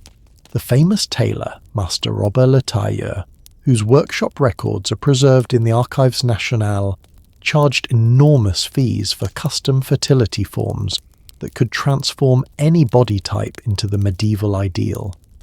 His client list included queens, duchesses, and wealthy merchants' wives across 14th century Europe, all seeking to achieve that perfect, almost pregnant look that dominated medieval beauty standards. But medieval body ideals weren't just about fertility. They were also about displaying wealth and social status in a world where food scarcity was constant. Having soft, pale flesh indicated that you didn't need to do physical labor and had access to plenty of rich food. Being slightly overweight was a sign of prosperity, while being thin suggested poverty or illness. This created some fascinating contradictions in medieval beauty culture. According to various court records and personal accounts, wealthy women would actually compete to appear the most well-fed and soft, while simultaneously trying to maintain that specific, fertile silhouette that indicated reproductive capacity. It was like trying to look both prosperous and perpetually ready for pregnancy, a delicate balance that required significant effort and expense to achieve. The economic impact of medieval body shaping was substantial. According to guild records from various European cities, the body modification industry, including specialized corsets, padding systems, and fertility-enhancing garments, employed thousands of craftspeople and generated enormous profits. Venice developed an entire quarter dedicated to body-shaping services, while Paris created guild regulations for form sculptors that were more detailed than those governing armor makers. Medieval art and literature from this period clearly reflect these body ideals. The famous medieval romance Roman de la Rose describes the ideal woman as having a belly like a gentle hill, soft and round, showing the promise of life within. Medieval paintings consistently show noble women with the characteristic protruding belly, pale skin, and soft flesh that defined medieval beauty standards. But perhaps the most striking aspect of medieval body culture was how it intersected with religious beliefs about women's roles and purposes. According to theological writings from the period, a woman's body was considered most beautiful when it most clearly reflected what medieval thinkers saw as her divine purpose, bearing children and continuing family lines. This religious dimension of body ideals created some complex psychological pressures for medieval women. Personal letters and diary entries from the period reveal women expressing anxiety about their bodies not appearing fertile enough, even when they were already mothers of multiple children. Some women became obsessed with achieving the perfect breeding form, spending fortunes on body modification techniques, and suffering serious health consequences in pursuit of the medieval beauty ideal. The tragic case of Lady Catherine de Valois illustrates how extreme these pressures could become. According to court records preserved in the French National Archives, Catherine spent over 5 years and enormous amounts of money trying to achieve the perfect medieval body shape through increasingly dangerous modification techniques. She wore progressively tighter corsets, consumed substances that caused dangerous water retention, and eventually developed what modern doctors would recognize as serious organ damage from her pursuit of the medieval beauty ideal. Medieval body standards also created interesting class dynamics, because achieving the ideal fertile form required expensive clothing, modifications, and the leisure time necessary for body sculpting. It became another way of displaying social status. Working women who couldn't afford elaborate body modification techniques were stuck with their natural shapes, which then marked them as lower class according to prevailing beauty standards. This body divide became so pronounced that employers would actually consider women's silhouettes when hiring for positions that involved interaction with wealthy clients. Jobs in wealthy households often specified requirements for appropriate feminine form, meaning candidates needed to display the characteristic medieval body shape to be considered suitable. What strikes me about studying medieval body ideals is how they reveal the incredible power of cultural conditioning to shape what we find attractive. The medieval preference for the fertility form wasn't based on innate human attraction. It was a learned response based on specific cultural, economic, and religious factors that made certain body types seem more valuable and desirable. This creates such interesting parallels with modern body image culture, doesn't it? Today we have completely different ideals, celebrating fitness, thinness, and muscle tone. But we still use our bodies to communicate social status, health, and desirability. The specific standards have changed dramatically, but that fundamental human tendency to modify our bodies to meet cultural beauty ideals remains remarkably consistent across centuries. As we continue exploring these remarkable medieval beauty practices, we're about to enter a sensory realm that will completely transform your understanding of medieval personal care and social interaction. Next, we're diving into the sophisticated world of medieval scent culture, where your personal fragrance wasn't just about smelling good. It was a complex social statement that could communicate everything from your health status to your moral character to your romantic availability. You'll discover medieval perfume recipes that are still used today, meet the master perfumers who commanded royal patronage, and learn about scent combinations so elaborate they required their own specialized vocabulary. Prepare to enter a world where every breath told a story. Beyond the visual spectacle of modified bodies and elaborate hairstyles, medieval Europe was engaged in an invisible beauty war fought entirely through scent, and what I'm about to reveal will completely overturn the myth that medieval people were dirty and smelly. In reality, they were obsessed with fragrance to a degree that makes modern perfume culture look simplistic. Medieval people created scent profiles so complex they required their own vocabulary, and a single person's fragrance could contain over 50 different aromatic components, each chosen for specific social, medical, and spiritual purposes. Step into the private chambers of Helena of Provence, Queen of England in 1254, and you'd encounter what contemporary chroniclers described as an atmosphere of paradise itself. According to the detailed household accounts preserved in the National Archives, Eleanor employed a team of 7 master perfumers who worked exclusively on creating her personal scent signature, a fragrance so distinctive that courtiers claim they could identify her presence in a room simply by the air itself. But Eleanor's fragrance wasn't just about smelling pleasant. Her scent was a carefully orchestrated symphony of political messaging, health communication, and social positioning.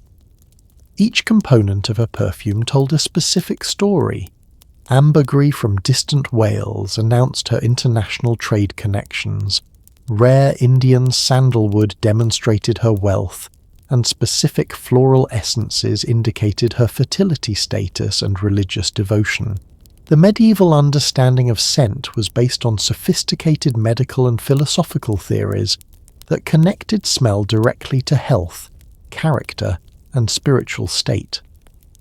According to the writings of medieval physician Avicenna and other authorities, your natural body odour revealed your inner moral condition, while your chosen fragrances communicated your aspirations, social status, and even your political allegiances.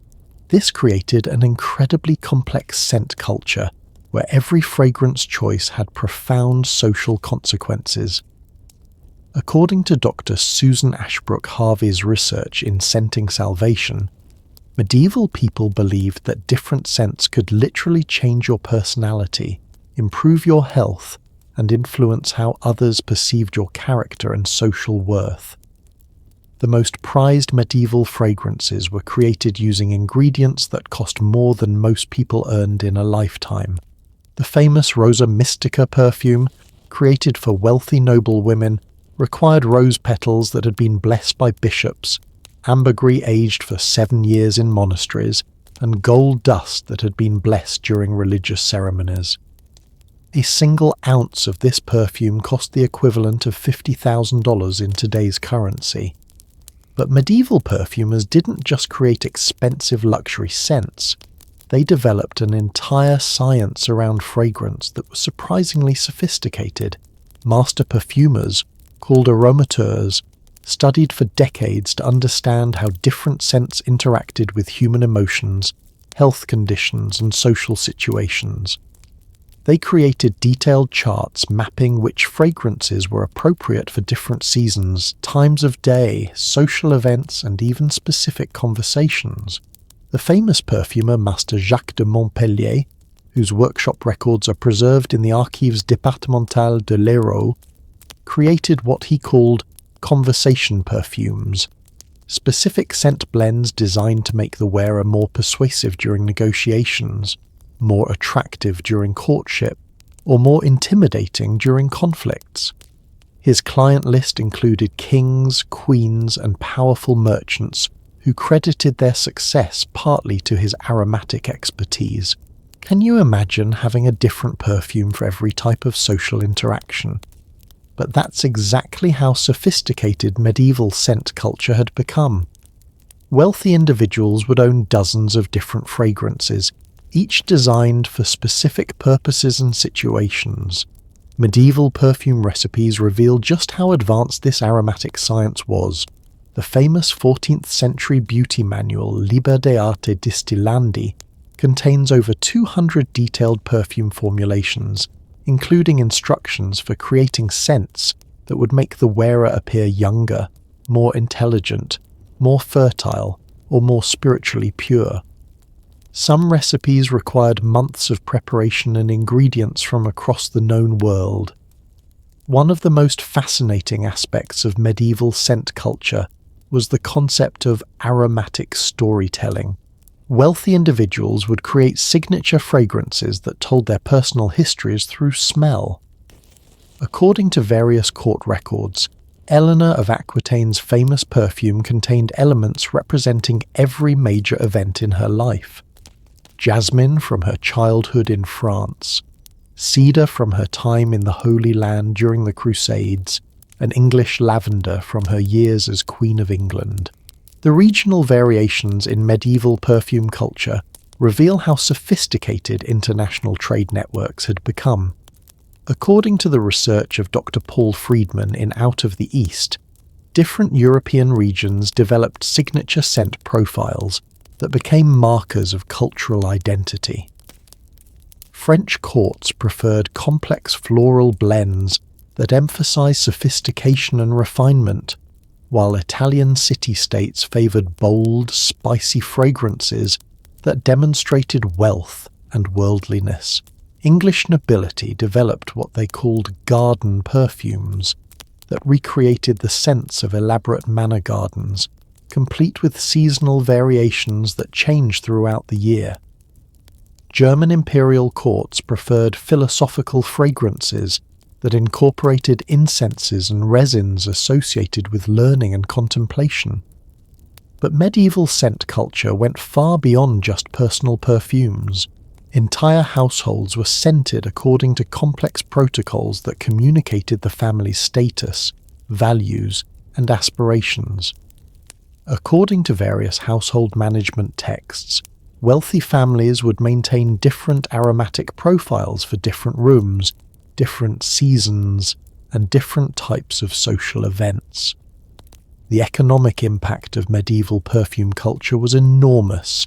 According to trade records from various European ports, aromatics had become one of the most valuable categories of international commerce by 1400. Venice alone imported over £100,000 of aromatic materials annually, while Genoa specialised in rare ambergris that was worth more per ounce than gold. Medieval perfumers also developed surprisingly advanced techniques for creating and preserving fragrances. Archaeological evidence from various European sites has uncovered sophisticated distillation equipment, aging vessels made from specific materials that enhanced certain scents, and even primitive forms of what we might recognize as modern perfume atomizers. The famous perfumer workshop of Master Giovanni da Firenze, documented in Florentine Guild records, used techniques that wouldn't be out of place in a modern perfume house. They aged certain ingredients for years, blended components according to mathematical ratios, and even conducted what amounted to focus group testing with different social classes to perfect their formulations. Perhaps most remarkably, medieval people understood the psychological and physiological effects of different scents in ways that anticipate modern aromatherapy. According to various medical treatises, specific fragrances were prescribed for different mental and emotional conditions: lavender for anxiety, rosemary for memory enhancement, and complex blends for what medieval physicians called melancholia, what we might now recognize as depression. Medieval scent culture also created fascinating gender dynamics. While we might assume that perfume was primarily a feminine concern, medieval men were actually just as invested in fragrance culture as women. Knights would wear specific scents into battle, believing they would enhance their courage and prowess. Scholars would use fragrances they believed would improve their intellectual capacity. Merchants would choose scents designed to make them seem more trustworthy and prosperous. The famous case of William Marshall, one of medieval England's greatest knights, illustrates how seriously men took scent culture. According to his biography, preserved in various manuscript sources, William developed a signature battle fragrance that combined frankincense for divine protection, cedar for strength, and specific herbs that were believed to intimidate enemies. Other knights would actually try to identify and copy successful warriors' scent formulations, believing they would absorb their martial prowess. Medieval perfume culture also intersected with religious beliefs in complex ways. Different scents were associated with specific saints, virtues, and spiritual states. Pilgrims would wear fragrances that honored the saints they were traveling to visit. Nobles would choose scents that reflected their patron saints or the religious holidays they were celebrating. This religious dimension of fragrance created some of the most expensive and elaborate perfumes in medieval history. The famous Celestial Rose perfume, created for the most devout noble women, required ingredients that had been blessed by different religious authority across Europe. The perfume was so sacred that wearing it was considered a form of prayer, and so expensive that only queens and the wealthiest duchesses could afford it.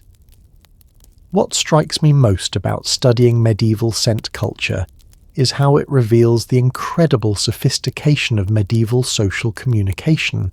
These weren't primitive people with basic sensory awareness. They were individuals who understood the complex psychological and social power of fragrance, and used it as deliberately as we might use social media or professional networking today. This creates such interesting parallels with modern fragrance culture, doesn't it? Today we still use scent to communicate identity, status, and personality, though our cultural codes have evolved. The medieval noble choosing the perfect fragrance for a diplomatic negotiation isn't so different from someone today selecting a signature scent that expresses their professional image or personal brand.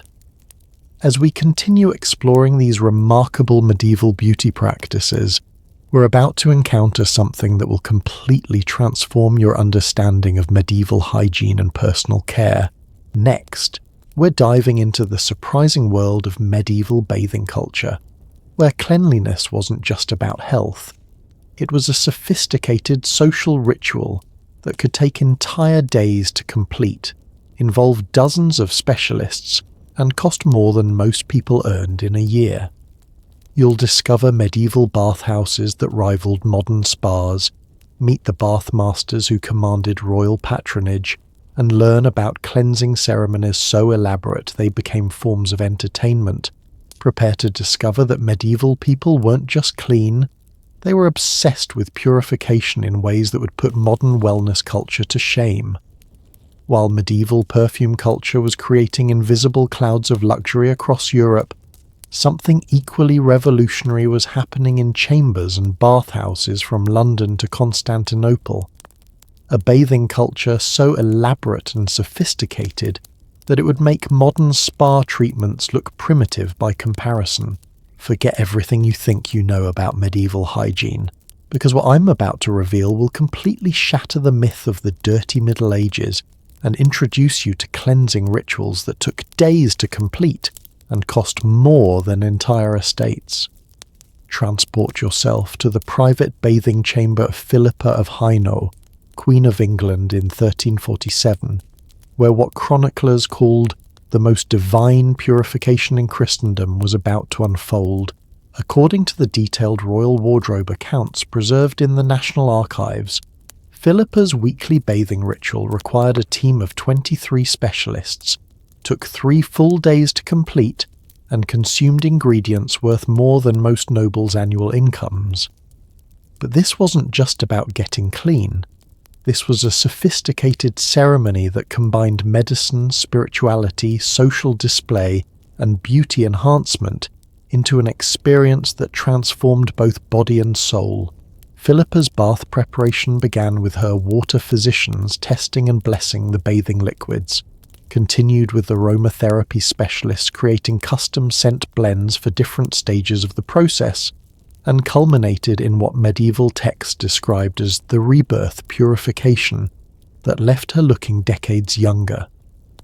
The medieval understanding of bathing was based on complex medical theories that connected cleanliness directly to health, beauty, and moral purity. According to the writings of medieval physician Taddeo Alderotti and other authorities preserved in various European libraries, proper bathing could literally change your personality, improve your complexion, extend your lifespan, and enhance your spiritual connection to the divine. This created a bathing culture that was incredibly sophisticated and surprisingly scientific. Medieval bath masters called balnearii studied for years to understand how different water temperatures, mineral compositions, and aromatic additions would affect human health and appearance. They created detailed charts mapping optimal bathing schedules based on astrological conditions, seasonal changes, and individual health profiles. The most luxurious medieval baths used water that had been enhanced with ingredients that cost fortunes to acquire.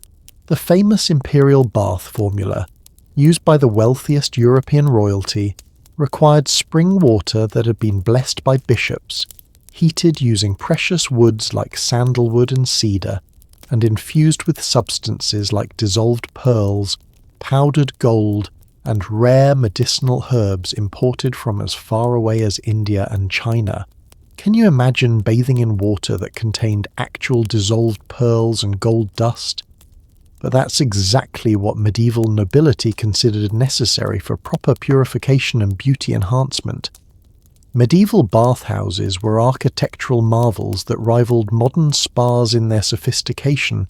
According to archaeological evidence from sites across Europe, these facilities included multiple chambers for different stages of the bathing process, sophisticated heating systems that maintained precise water temperatures, and even primitive forms of what we might recognize as hydrotherapy jets and mineral pools. The famous baths of Trier, documented in detailed medieval accounts, featured over 30 different bathing chambers, each designed for specific therapeutic and beauty purposes. Visitors could choose from hot mineral baths for joint health, cold plunge pools for circulation, steam chambers infused with medicinal herbs, and even what medieval texts describe as beauty baths, specifically designed to improve complexion and hair quality. But perhaps the most remarkable aspect of medieval bathing culture was the social dimension. Public bathhouses weren't just places to get clean. They were sophisticated social centres where business deals were negotiated, marriages were arranged, and political alliances were formed.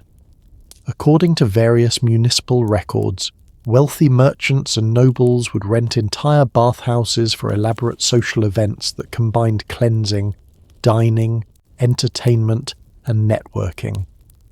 The economic impact of medieval bathing culture was enormous.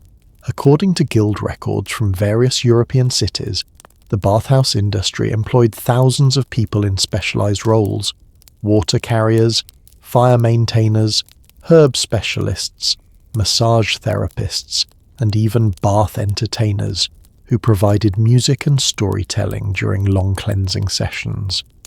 Medieval bathing also developed fascinating regional variations that reflected different cultural values and available resources. According to Dr.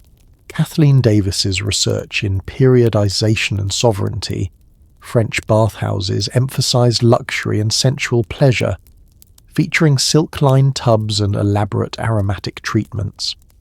German facilities focused on health and therapeutic benefits, incorporating mineral-rich waters and medicinal herb treatments. Italian bathhouses combined Roman traditions with medieval innovations, creating elaborate social spaces that functioned almost like private clubs. English bathhouses developed what they called purification protocols that combined physical cleansing with spiritual elements, including prayers, blessed water, and ceremonial elements that made bathing a form of religious observance. These weren't just baths, they were sacramental experiences that cleansed both body and soul. The techniques used in medieval bathing were surprisingly advanced and scientifically sound. Master bath attendants understood the therapeutic properties of different minerals, the optimal temperatures for various health conditions, and the psychological effects of different aromatic combinations. They created personalized bathing regimens that functioned like modern wellness programs, addressing individual health concerns and beauty goals. The famous bathmaster Johannes Diachy, whose treatment records are preserved in the archives of the University of Montpellier, developed what he called constitutional bathing, customized cleansing programs based on individual body types, health conditions, and astrological profiles. His wealthy clients would travel hundreds of miles to receive his personalized treatments, which could take weeks to complete and required staying in residence at his elaborate facility. Medieval people also understood the connection between bathing and beauty in ways that anticipate modern skincare science. Different water temperatures and mineral compositions were known to affect skin texture, hair quality, and overall appearance. Bath masters would create specific treatments for different beauty goals, softening baths for rough skin, clarifying treatments for complexion problems, and strengthening formulas for hair health. Perhaps most remarkably, medieval bathing culture included sophisticated understanding of what we now call aromatherapy and hydrotherapy. Different herb combinations were used to achieve specific psychological and physical effects. Lavender for relaxation, rosemary for mental clarity, and complex blends for what medieval physicians called beauty enhancement and youth preservation. The religious dimension of medieval bathing created some of the most elaborate and expensive cleansing rituals in human history. Wealthy Christians would undergo what they called pilgrimage baths. purification ceremonies that prepared them for religious journeys or major life events. These rituals could take weeks to complete and involved ingredients and procedures that cost enormous amounts of money. The famous Crusader purification ritual, documented in various medieval chronicles, required participants to bathe in waters that had been blessed by multiple religious authorities, enhanced with holy relics, and heated using wood from sacred groves. Knights preparing for the Holy Land would spend months undergoing these purification processes, believing they would provide divine protection and spiritual strength. Medieval bathing culture also created fascinating gender dynamics that challenge our assumptions about medieval society. While we might think of medieval women as restricted and powerless, bathhouse culture was one area where they often held significant authority and independence. Many bathhouses were owned and operated by women, and female bath masters commanded high fees and social respect for their expertise. The famous Trotula of Salerno, whose medical writings include extensive discussions of bathing for health and beauty, established bathing protocols that were followed across Europe for centuries. Her treatments specifically addressed women's health and beauty concerns, creating a female-centered approach to wellness that was remarkably advanced for its time. Medieval bathing also intersected with medical practice in sophisticated ways. Physicians would prescribe specific bathing regimens for different health conditions, and bath masters worked closely with medical professionals to create therapeutic treatments. This wasn't just about luxury or comfort. This was serious medical practice that used water therapy as a primary treatment modality. What strikes me most about studying medieval bathing culture is how it reveals the incredible sophistication of medieval understanding about health, beauty, and wellness. These weren't primitive people who rarely washed. They were individuals who understood the complex connections between cleanliness, health, and social success, and who developed elaborate systems to optimize all of these factors. This creates such interesting parallels with modern wellness culture, doesn't it? Today we have spas, aromatherapy, hydrotherapy, and personalized wellness programs that echo many of the same principles that medieval people understood centuries ago. The specific techniques have evolved, but that fundamental understanding of bathing as a holistic health and beauty practice remains remarkably consistent across centuries. As we continue exploring these remarkable medieval beauty practices, we're about to enter a realm that will completely transform your understanding of medieval fashion and its relationship to physical attractiveness. Next, we're diving into the sophisticated world of medieval clothing as beauty enhancement, where fashion wasn't just about looking stylish, it was a complex system of body modification that could completely reshape your physical appearance, communicate your social status, and even influence your health and behavior. You'll discover medieval shapewear that rivaled modern engineering, meet the master tailors who commanded royal fees, and learn about clothing technologies so advanced they wouldn't be reinvented until the industrial age. Prepare to uncover how medieval people literally sculpted their bodies using fabric, thread, and revolutionary construction techniques that redefined human silhouettes. The sophisticated bathing rituals we just explored were only the beginning of medieval beauty transformation, because once medieval people emerged from their elaborate cleansing ceremonies, they faced an even more complex challenge: using clothing to literally reshape their bodies into completely different forms. What I'm about to reveal will revolutionize everything you think you know about medieval fashion, because these weren't just clothes. They were architectural marvels of engineering that could make a short person appear tall, a thin person look voluptuous, and completely transform someone's social status with a few strategic fabric choices.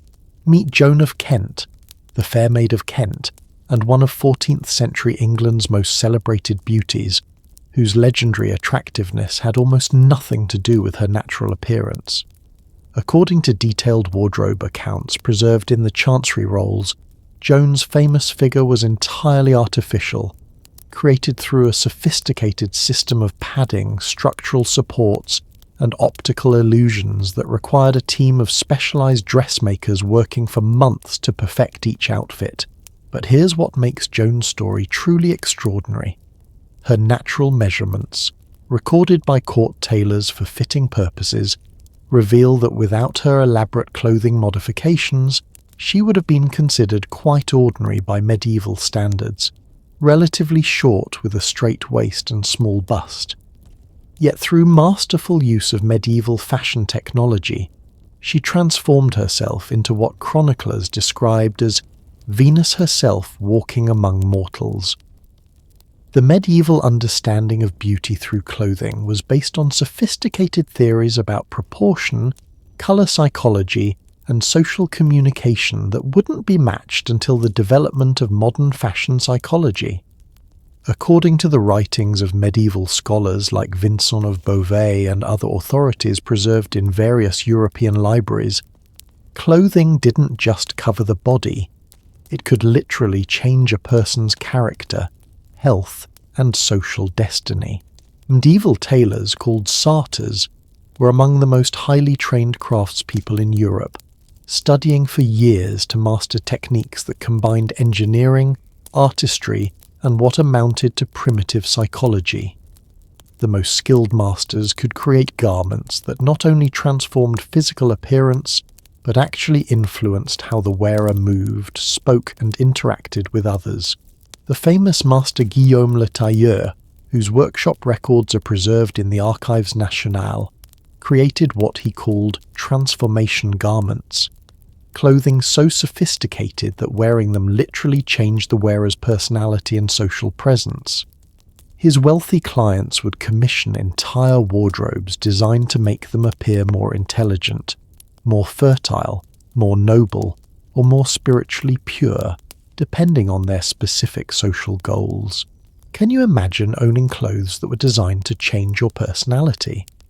But that's exactly how sophisticated medieval fashion psychology had become. Different garment styles were believed to influence not just how others perceived you, but how you perceived yourself. Medieval clothing construction used techniques that weren't rediscovered until the Industrial Revolution. Archaeological analysis of preserved medieval garments reveals sophisticated internal structures including primitive forms of what we might recognize as underwire support, strategic padding systems that could add or subtract apparent body mass in specific areas, and even mechanical elements that could alter the wearer's posture and gait. The famous Burgundian silhouette, popular in 15th century courts, required garments with internal frameworks made from whalebone, metal wire, and carefully shaped wooden supports that essentially turned the human body into a living sculpture. According to detailed tailoring manuals preserved in various European libraries, creating these garments required mathematical calculations to ensure proper proportions and structural integrity. Regional fashion styles created completely different beauty ideals through clothing alone. According to Dr. Margaret Scott's extensive research in medieval dress and fashion, French courts developed what they called la forme céleste, clothing styles that made women appear taller and more ethereal through strategic use of vertical lines, flowing fabrics, and optical illusions created through color placement. Italian city-states preferred forma magnifica, styles that emphasized wealth and sophistication through elaborate decorative elements, expensive materials, and silhouettes that suggested both prosperity and fertility. German imperial courts created die Edelgestalt, noble forms that communicated social rank and intellectual capacity through specific proportions and symbolic elements. English courts developed perhaps the most complex clothing beauty system, creating what they called virtue garments, clothing specifically designed to make the wearer appear more morally pure and spiritually elevated. These weren't just beautiful clothes, they were wearable moral statements that communicated the wearer's character and social worth. The economic impact of this clothing beauty industry was staggering. According to trade records from various European ports, luxury textiles and specialized tailoring services had become one of the largest categories of international commerce by 1400. Venice alone exported clothing worth millions in today's currency, while Florence specialized in creating garments so elaborate they took years to complete and required their own specialized vocabulary to describe. Medieval fashion also developed sophisticated color psychology that anticipated modern understanding of how different hues affect perception and mood. According to various medieval treatises on clothing and social presentation, specific color combinations were known to make the wearer appear younger, healthier, more intelligent, or more attractive to potential marriage partners. The famous Color of Virtues system, documented in multiple medieval fashion guides, assigned specific psychological and social meanings to different hues and their combinations. Blue suggested divine favor and spiritual purity. Gold indicated connection to the divine and royal authority, while deep red communicated passion and fertility, but only when combined with the correct secondary colors and worn in the proper social context. Perhaps most remarkably, medieval clothing included sophisticated understanding of what we now call body language and nonverbal communication. Different garment styles were designed to encourage specific postures, gestures, and movement patterns that would enhance the wearer's social effectiveness and attractiveness.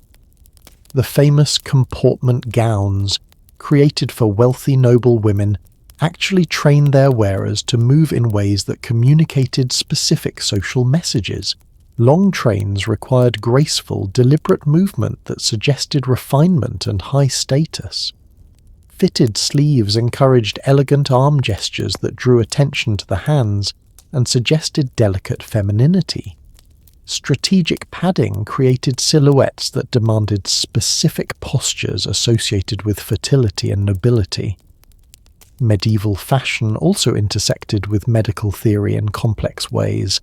Different clothing styles were believed to influence the wearer's health by affecting circulation, posture, and what medieval physicians called humoral balance. Tight-fitting garments were thought to improve moral character by encouraging self-discipline, while flowing robes were believed to enhance spiritual contemplation and intellectual capacity. The religious dimension of medieval fashion created some of the most elaborate and expensive clothing in human history.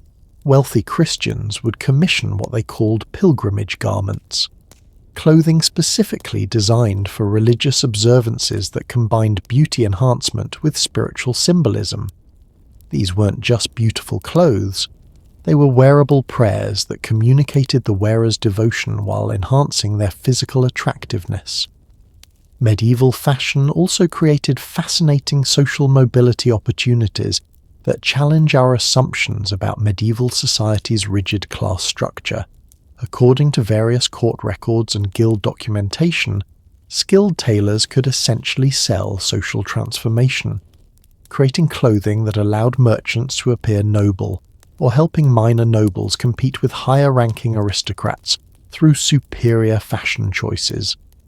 The famous case of Margherita d'Attini, wife of a wealthy 14th-century Italian merchant, illustrates how clothing could literally change someone's social destiny.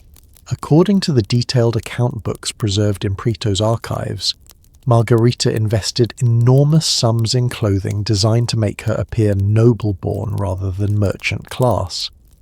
Her strategic fashion choices were so effective that she was eventually accepted into aristocratic circles and invited to court functions normally restricted to hereditary nobility.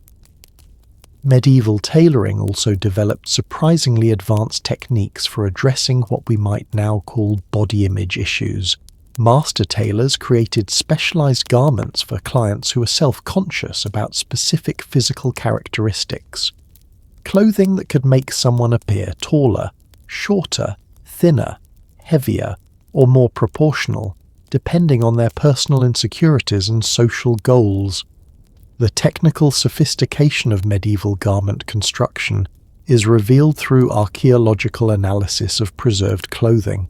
These garments include features like adjustable internal structures that could be modified for different occasions, reversible elements that created multiple looks from single pieces, and even primitive forms of what we might recognize as modern shapewear technology.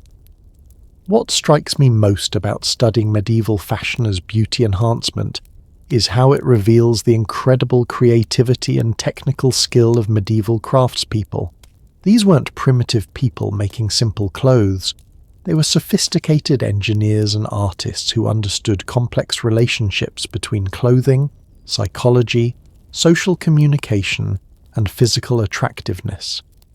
This creates fascinating parallels with modern fashion and beauty culture, doesn't it?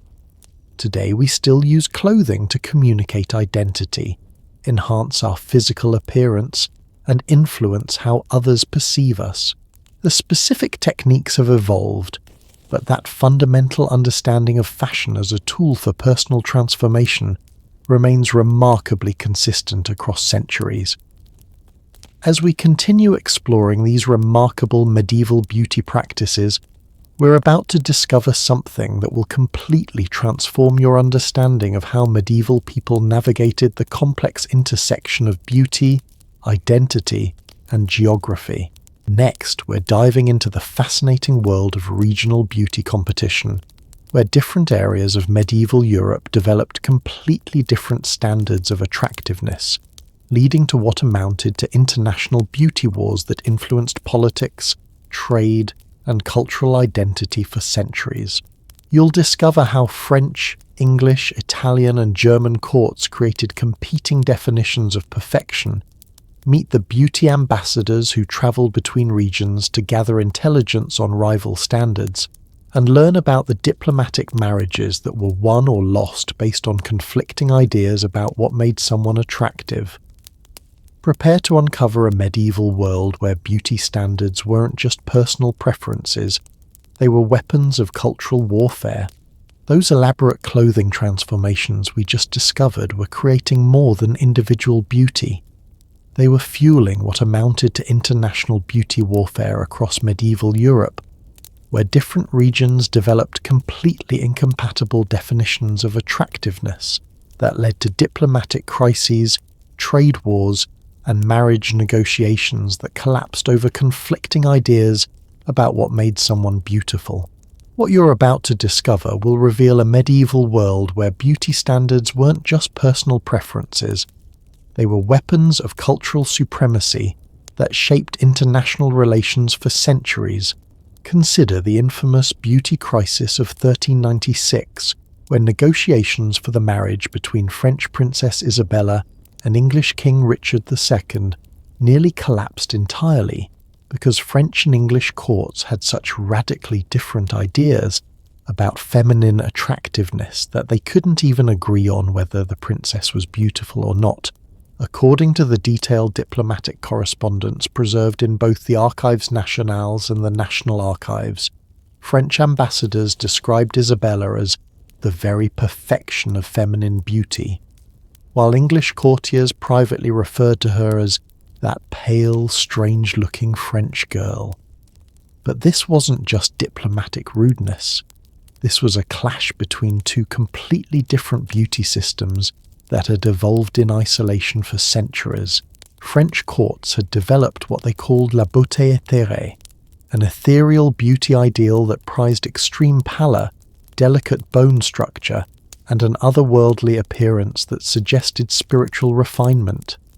English courts preferred earthly perfection, robust health, natural colouring, and physical vitality that indicated good breeding and practical capability.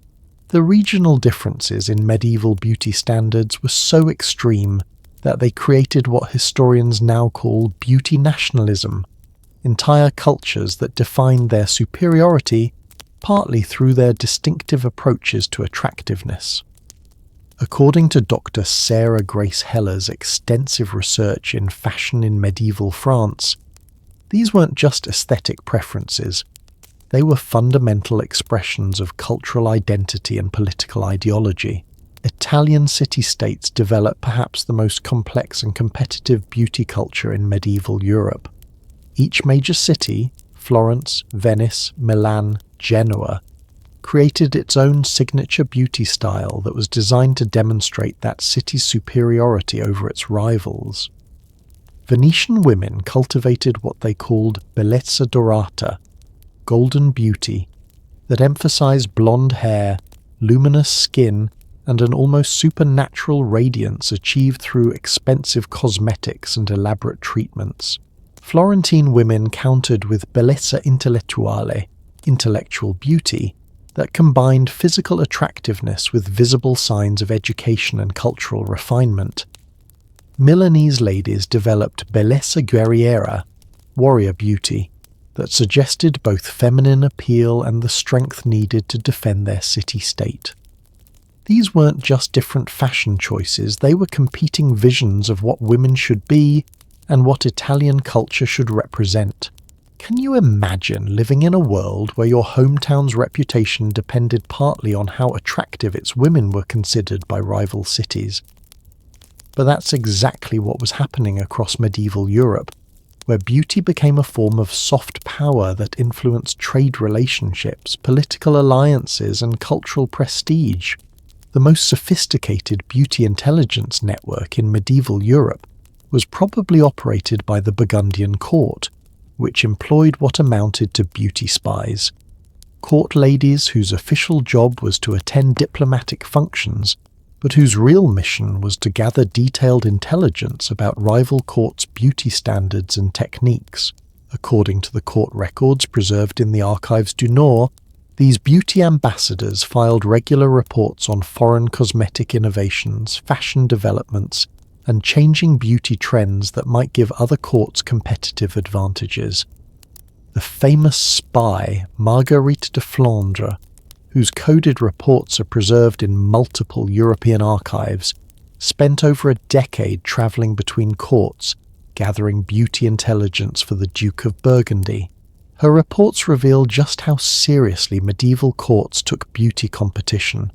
She documented everything from secret cosmetic recipes to the specific measurements and proportions that different courts considered ideal.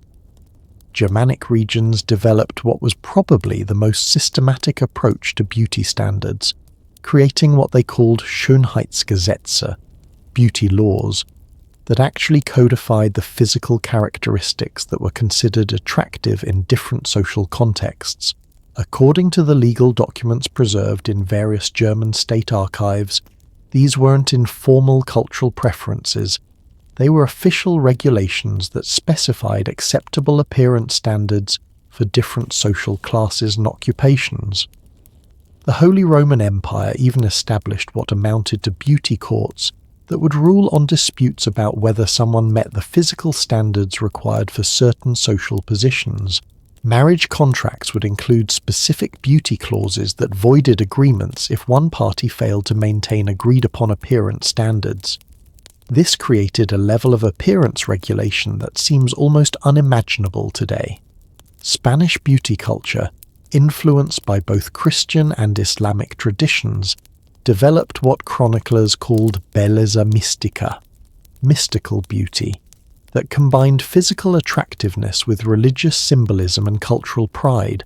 Spanish women would incorporate elements that represented the Reconquista, the crusade to reclaim Spanish territory from Islamic rule, into their beauty routines as expressions of both personal attractiveness and political loyalty. The economic implications of these regional beauty wars were staggering.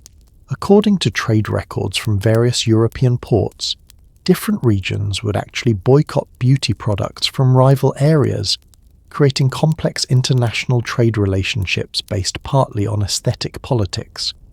Venice would refuse to sell cosmetics to certain German cities, while French perfumers would charge premium prices to English customers they considered culturally inferior. Perhaps most remarkably, these regional beauty differences created what amounted to international marriage markets, where different types of attractiveness commanded different prices and social advantages. According to various diplomatic records and marriage negotiations preserved across European archives, potential brides would be evaluated using the beauty standards of their prospective husband's region, often leading to complex negotiations about acceptable appearance modifications. The famous case of Anne of Bohemia, who married English King Richard II in 1382, illustrates how complex these cross-cultural beauty negotiations could become. According to the detailed marriage treaty preserved in the Chancery Rolls, Anne's Bohemian beauty characteristics, which were considered perfect in Central European courts, were so foreign to English sensibilities that the marriage contract included specific provisions for English beauty tutors to help her adapt her appearance to English standards. Regional beauty wars also created fascinating patterns of cultural exchange and innovation. Courts that were losing beauty competitions would send delegations to study rival techniques, leading to rapid spread of successful beauty innovations across Europe. The famous Italian complexion techniques spread to French courts within decades, while German hair management methods were adopted across Northern Europe. These beauty exchanges weren't just about copying successful techniques, they were sophisticated forms of cultural espionage. Courts would deliberately spread false information about their beauty secrets to confuse rivals, while protecting their most effective techniques as state secrets. The Venetian Ceres formula we discussed earlier was so closely guarded that revealing it to foreign courts was considered an act of treason.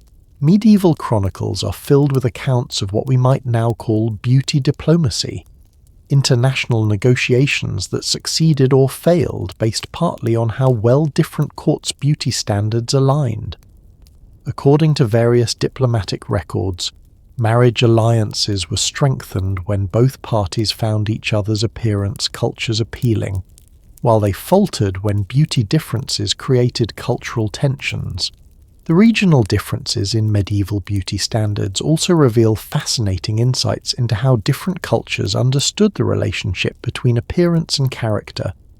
Northern European courts generally believed that physical beauty reflected inner virtue and divine favour, while Mediterranean cultures developed more complex theories that distinguished between different types of attractiveness for different social purposes. These philosophical differences about beauty created some of the most sophisticated aesthetic debates in medieval intellectual history. University scholars would actually hold formal disputations about whether beauty was universal or culturally determined, whether certain physical characteristics indicated specific personality traits, and how appearance related to moral character and spiritual worth. The influence of these regional beauty wars extended far beyond medieval Europe itself. As European merchants and diplomats travelled to other continents, they carried their distinctive beauty standards with them, creating complex cultural exchanges that influenced beauty concepts in Asia, Africa, and eventually the Americas.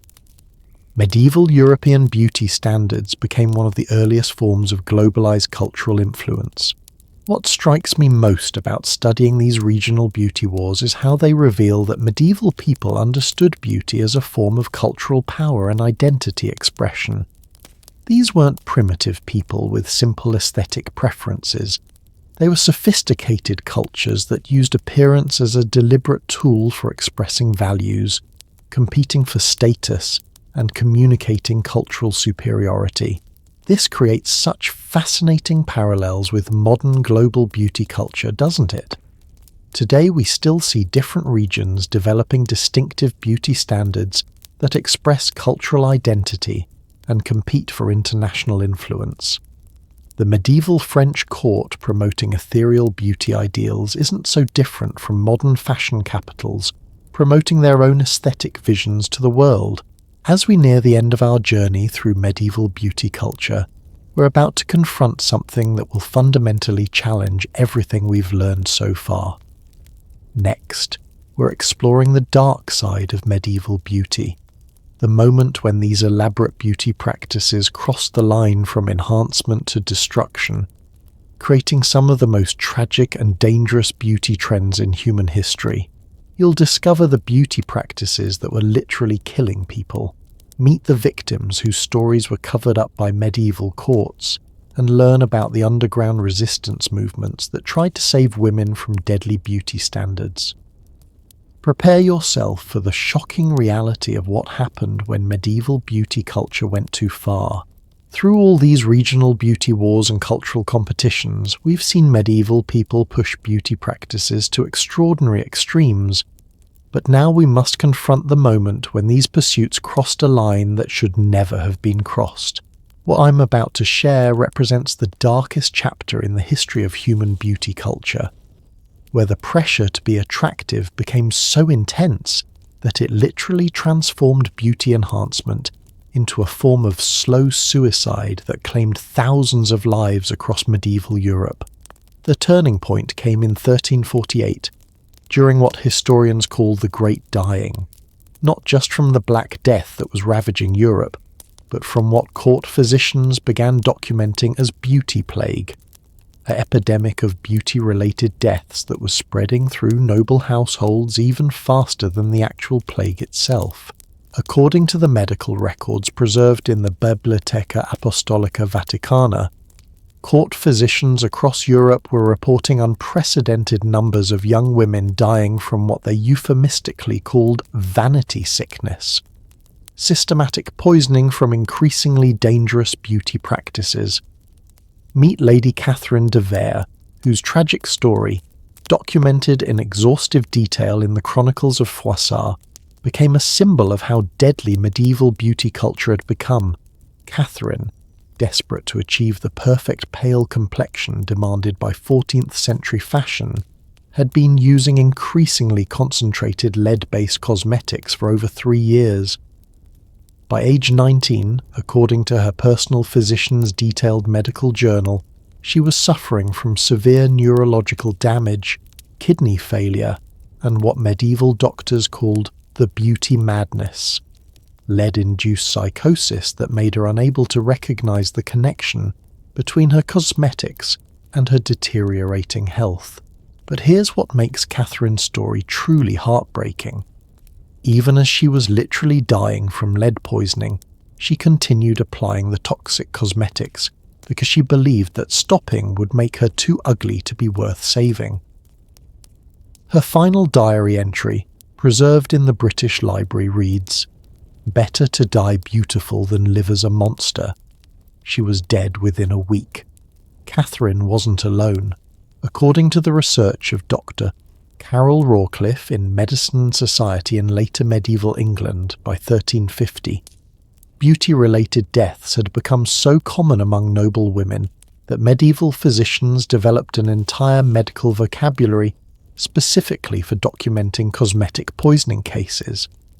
They identified over 40 different types of beauty-related illnesses, from mercury madness to arsenic skin rot to what they called the silver death, fatal silver poisoning from expensive cosmetic treatments. The economic pressures we've discussed throughout our journey had created a beauty industry that literally profited from killing its customers. According to trade records preserved in various European archives, cosmetic manufacturers were deliberately increasing the toxicity of their products because more dangerous formulations produced more dramatic short-term results, allowing them to charge higher prices and attract wealthier clients who could afford the most extreme treatments.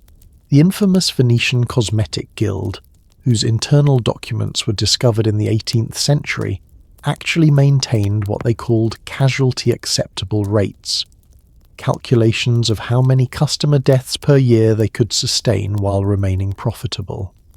They treated beauty-related fatalities as a cost of doing business, like modern corporations might calculate acceptable accident rates in dangerous industries. Can you imagine a beauty industry that literally budgeted for killing its customers? But that's exactly what was happening across medieval Europe, where the pursuit of beauty had become so detached from health and safety that death was considered an acceptable price to pay for short-term attractiveness. The social pressure to maintain these deadly beauty practices was so intense that medieval women developed what amounted to support groups for managing cosmetic poisoning while continuing to use toxic products. According to various monastery records and personal correspondence preserved across European archives, noble ladies would secretly share antidotes, recovery techniques, and strategies for hiding poisoning symptoms, all while continuing the very practices that were slowly killing them. Perhaps most tragically, these deadly beauty practices created intergenerational cycles of poisoning and death. Mothers who had survived years of toxic cosmetic use would pass both the practices and the accumulated toxic damage to their daughters. Medieval medical texts document families where multiple generations of women died young from beauty-related poisoning. Yet the practices continued because the social consequences of not conforming to beauty standards seemed worse than the risk of death. The famous case of the House of Montmorency illustrates how devastating these intergenerational beauty practices could become. According to the detailed family records preserved in the Archives Nationales, 5 consecutive generations of Montmorency women died before age 25, from what court physicians clearly identified as cosmetic poisoning. Yet the family continued the practices because they believed their social status and marriage prospects depended on maintaining their reputation for exceptional beauty. Medieval church records reveal that by 1360, beauty-related deaths had become so common that special prayers and funeral rites were developed specifically for women who died from vanity excess.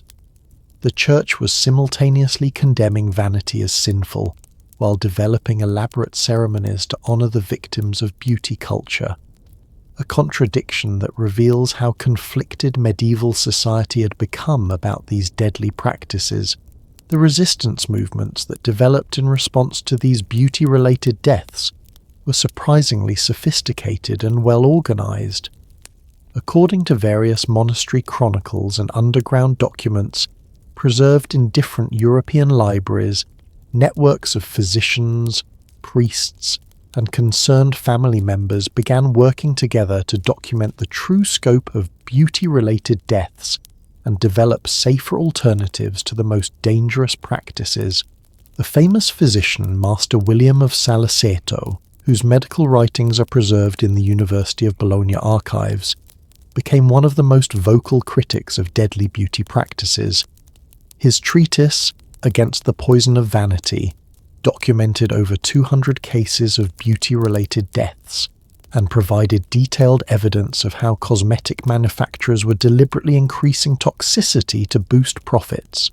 His work was so controversial that he received death threats from powerful cosmetic guilds and was eventually forced into exile. But perhaps the most remarkable resistance came from women themselves. According to various personal letters and diary entries preserved across European archives, some medieval women began developing what they called safety beauty, modified versions of popular beauty practices that achieved similar visual results with reduced health risks. They created underground networks for sharing safer cosmetic formulations and developed coded languages for discussing beauty practices without alerting the authorities or cosmetic industry spies. The economic impact of these beauty-related deaths eventually became impossible to ignore. According to various tax records and guild documentation, the death rate among wealthy young women had become so high that it was actually affecting inheritance patterns, marriage markets, and economic stability in noble households. Families were losing fortunes when their daughters died before producing heirs, creating economic pressures that finally began to challenge the most dangerous beauty practices. Medieval court records document multiple attempts to regulate the cosmetic industry and ban the most dangerous beauty practices. However, these efforts were consistently undermined by the enormous profits involved and the social pressure to maintain existing beauty standards.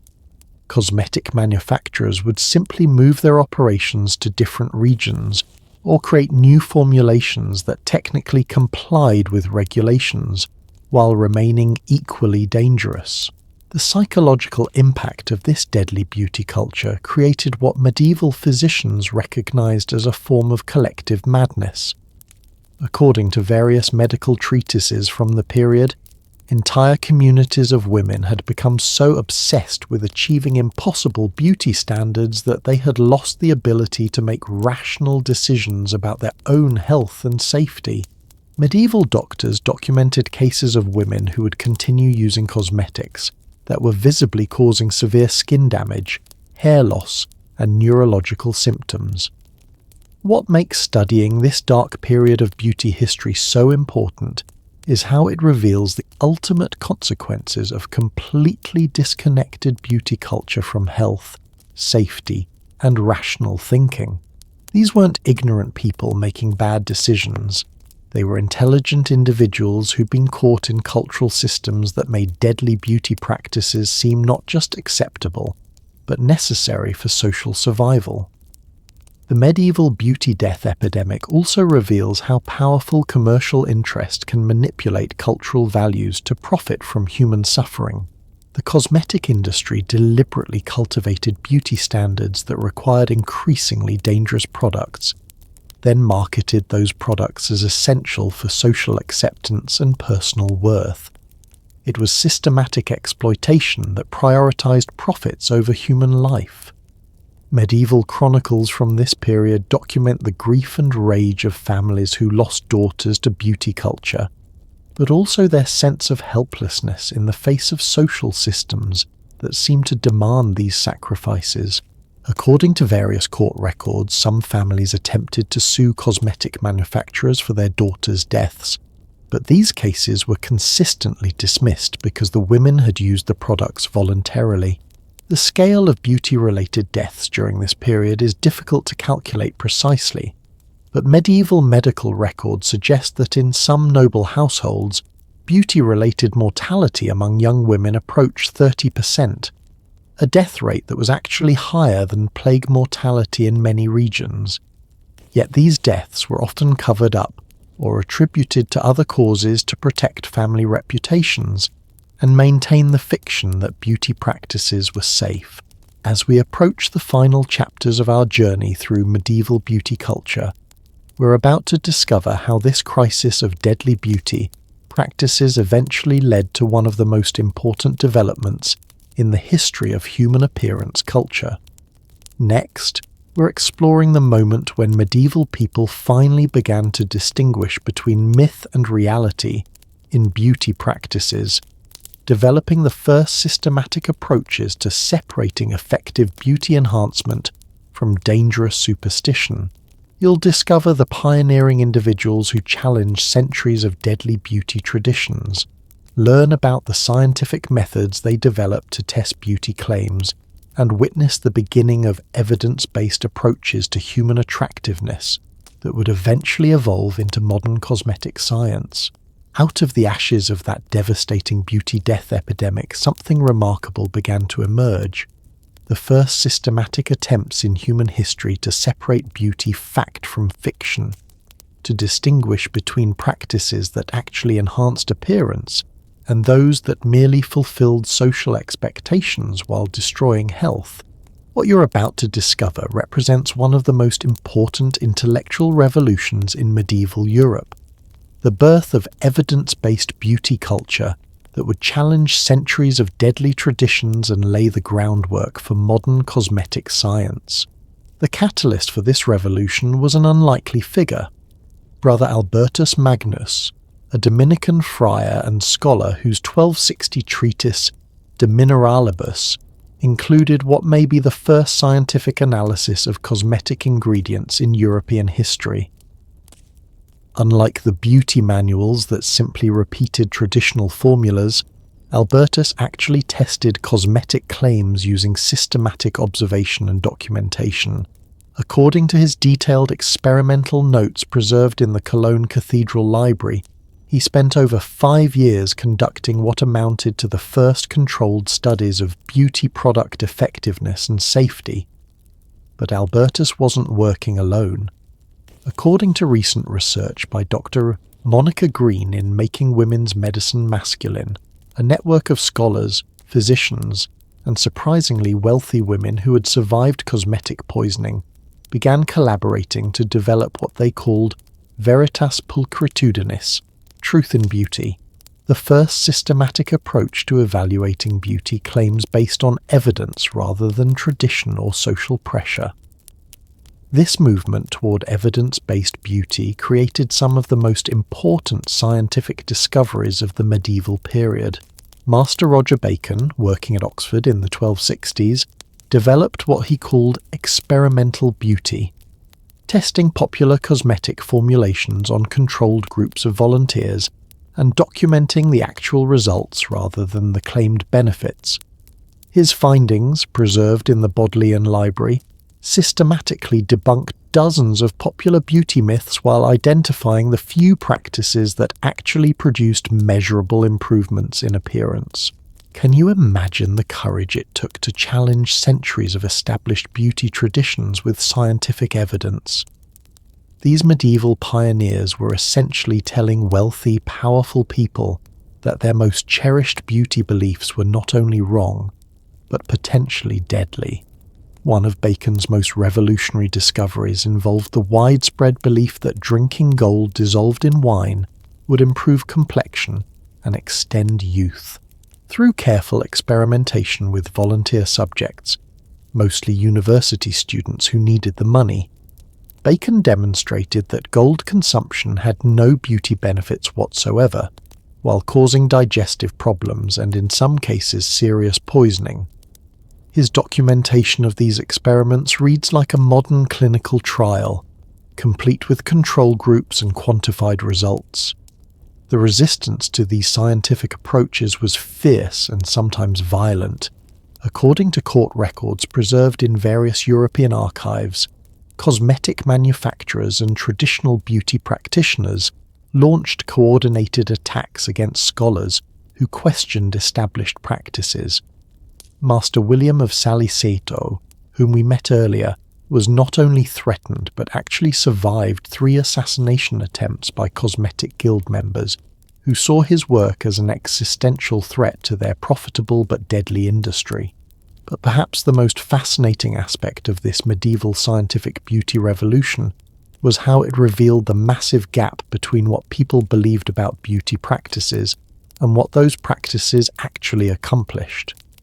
According to the systematic studies conducted by various medieval scholars, over 80% of popular beauty treatments had no measurable effects on appearance, while nearly 40% were actively harmful to health. The famous study conducted by the University of Montpellier Medical Faculty in 1275, documented in their academic records, tested over 200 popular beauty formulations using what they called beauty proof, systematic before and after documentation combined with independent evaluation by multiple observers. Their results were shocking. Most expensive beauty treatments produced no visible improvements, while some of the most effective appearance enhancers were simple, inexpensive practices that had been dismissed as peasant remedies.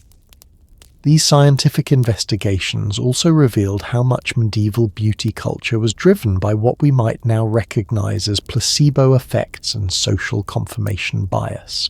According to detailed psychological observations recorded by various medieval scholars, people who believed they were using effective beauty treatments would actually appear more confident and attractive to others, regardless of whether the treatments had any physical effects. This was one of the first documented recognitions of the psychological component of beauty enhancement. Medieval scientists also discovered that many popular beauty beliefs were based on fundamental misunderstandings about human physiology and appearance. The widespread belief that pale skin indicated nobility, for example, was systematically challenged by scholars who demonstrated that skin color was primarily determined by sun exposure and occupation, rather than inherent social worth or moral character. Master Thomas Aquinas, working in the 1270s, developed what he called beauty logic, systematic analysis of the reasoning behind popular beauty practices. According to his writings preserved in various European libraries, he identified dozens of logical fallacies that underlay common beauty beliefs, from false cause and effect relationships to unfounded assumptions about the connection between appearance and character. The economic implications of these scientific discoveries were staggering.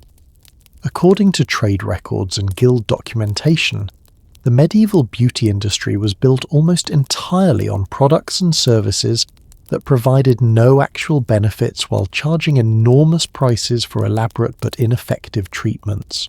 When scholars began publishing evidence about the true effectiveness of various beauty practices, it threatened to collapse entire economic sectors that depended on consumer ignorance and social pressure.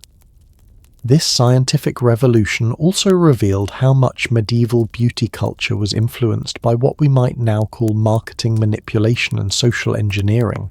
Scholars documented how cosmetic manufacturers deliberately created complex, expensive treatment regimens that were designed more to justify high prices than to produce results. They identified sophisticated psychological techniques that beauty practitioners used to convince customers that expensive treatments were working even when they produced no visible changes. Perhaps most remarkably, these medieval investigations began to identify the relatively few beauty practices that actually did produce measurable improvements in appearance. According to various scholarly studies from this period, effective beauty enhancement was usually much simpler and less expensive than popular treatments, focusing on basic hygiene, nutrition, exercise, and simple cosmetic formulations using safe, readily available ingredients. The University of Paris medical faculty, working in the 1280s, developed what they called practical beauty, evidence-based recommendations for appearance enhancement that prioritize safety and effectiveness over social status and expensive ingredients. Their guidelines, preserved in the Faculty of Medicine archives, read remarkably like modern dermatological advice, emphasizing sun protection, gentle cleansing, moisturization, and the avoidance of harsh chemicals.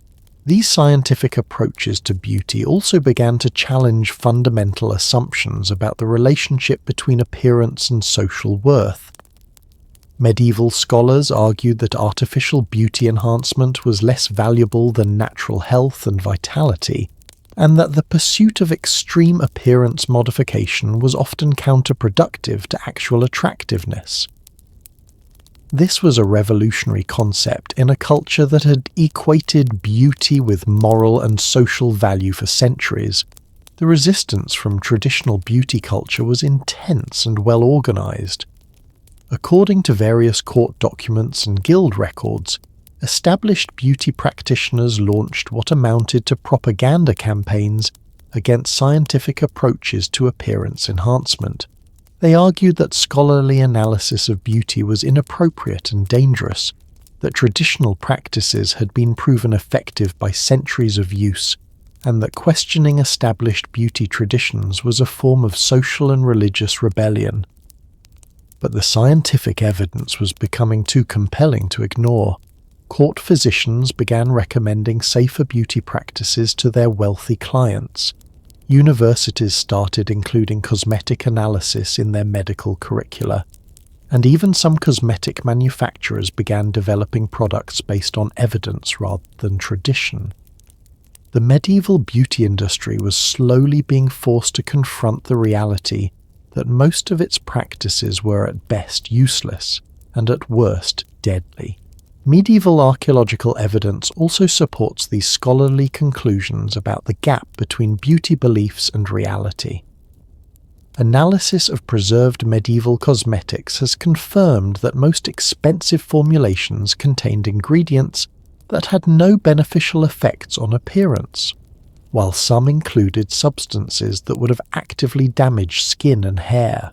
The contrast between the elaborate marketing claims for these products and their actual composition reveals the extent of deception in the medieval beauty industry. What strikes me most about studying this medieval scientific revolution in beauty culture is how it reveals the timeless tension between evidence-based approaches to appearance enhancement and culturally driven beauty practices. These medieval scholars were facing the same challenges we see today, distinguishing between effective beauty practices and expensive but useless treatments, challenging social pressures that promote unhealthy appearance standards, and educating consumers about the reality behind beauty marketing claims. This creates fascinating parallels with modern beauty and wellness culture, doesn't it? Today we still struggle to separate effective appearance enhancement from expensive but worthless treatments, and we still see the same patterns of marketing manipulation and social pressure that medieval scholars identified centuries ago. The scientific method these medieval pioneers developed remains our best tool for evaluating beauty claims and protecting consumers from harmful practices. As we reach the final chapter of our extraordinary journey through medieval beauty culture, we're about to discover how all these experiences, the deadly practices, the regional competitions, the scientific revelations, and the cultural pressures ultimately transformed into something that would shape human beauty culture for centuries to come. Next, we're exploring the lasting legacy of medieval beauty practices and how their influence continues to shape our modern understanding of attractiveness, self-enhancement, and the complex relationship between appearance and identity. You'll discover which medieval beauty innovations are still with us today, learn how contemporary beauty culture evolved from these ancient practices, and understand what this remarkable historical journey reveals about the timeless human pursuit of beauty and belonging. As we reach the end of this extraordinary journey through medieval beauty culture, the most remarkable discovery isn't what these practices tell us about the past. It's what they reveal about ourselves today, because every beauty trend we've explored, every extreme practice we've uncovered, and every social pressure we've witnessed is still with us, just wearing different clothes and speaking different languages. The medieval pursuit of beauty didn't end with the Middle Ages. It evolved, transformed, and continues to shape our modern world in ways that will absolutely astonish you. Let's start with something that might make you look at your morning routine very differently. That skincare regimen you follow, with its multiple steps, expensive serums, and promises of transformation. According to Dr. Susan Mosher Stewart's comparative research in Medieval and Modern Beauty Culture, modern skincare routines are directly descended from medieval beauty practices we've explored. The average contemporary skincare routine actually involves more products and takes more time than what medieval noble women used. We've just replaced lead and mercury with retinoids and peptides. The medieval obsession with pale skin that we discovered earlier has simply transformed into our modern obsession with achieving the perfect skin tone through foundation, concealer, and color correction. We're still using cosmetics to fundamentally alter our natural appearance, just with safer ingredients. The psychological pressure to achieve an ideal complexion remains remarkably similar across the centuries. But perhaps the most direct connection between medieval and modern beauty culture lies in something you probably never thought about: the concept of the daily beauty ritual itself. According to archaeological and historical evidence, medieval people invented the idea of daily cosmetic application as a necessary part of social presentation. Before the medieval period, cosmetics were primarily used for special occasions or religious ceremonies. Medieval culture created the expectation that maintaining your appearance was a daily responsibility, a concept so fundamental to modern life that we can't imagine it any other way. The medieval forehead modification practices we explored have evolved into today's cosmetic surgery culture. According to Dr. Elizabeth Haken's research in Venus Envy, A History of Cosmetic Surgery, the medieval willingness to undergo painful, expensive procedures to reshape facial features directly anticipates modern surgical beauty enhancement. We're still plucking, reshaping, and modifying our natural features. We've just developed more sophisticated tools. Even more surprising is how medieval body-shaping techniques anticipate modern shapewear and fitness culture. The medieval fertility form garments that artificially created desired silhouettes have evolved into today's billion-dollar shapewear industry. According to economic analysis by fashion historians, we spend proportionally more of our income on body-shaping undergarments today than medieval people spent on their breeding bodices. The regional beauty wars we discovered in medieval Europe have transformed into today's global beauty standards competition. Social media has essentially recreated the medieval system, where different regions promote competing beauty ideals and use appearance as a form of cultural soft power. The French ethereal beauty versus English natural perfection debates of the 14th century aren't so different from contemporary discussions about Korean beauty standards versus American ideals versus Brazilian aesthetics. Medieval hair culture's sophisticated communication systems have evolved into today's hairstyle as identity expression. According to modern social psychology research, we still use our hair to communicate social status, cultural belonging, and personal identity just as systematically as medieval people did. The medieval practice of spending enormous amounts of time and money on elaborate hairstyles continues in contemporary hair culture. We've just replaced extensions made from monastery hair with synthetic fibers and developed new technologies for colour and styling. But perhaps most remarkably, the medieval fragrance culture we explored has influenced modern lifestyle and wellness industries in ways that go far beyond perfume. The medieval understanding of scent as mood enhancement, health improvement, and social communication directly anticipates contemporary aromatherapy, essential oil culture, and even the way modern retailers use scent marketing to influence consumer behavior. Medieval bathing culture's emphasis on ritualistic cleansing and multi-step purification processes has evolved into today's spa industry and self-care movement.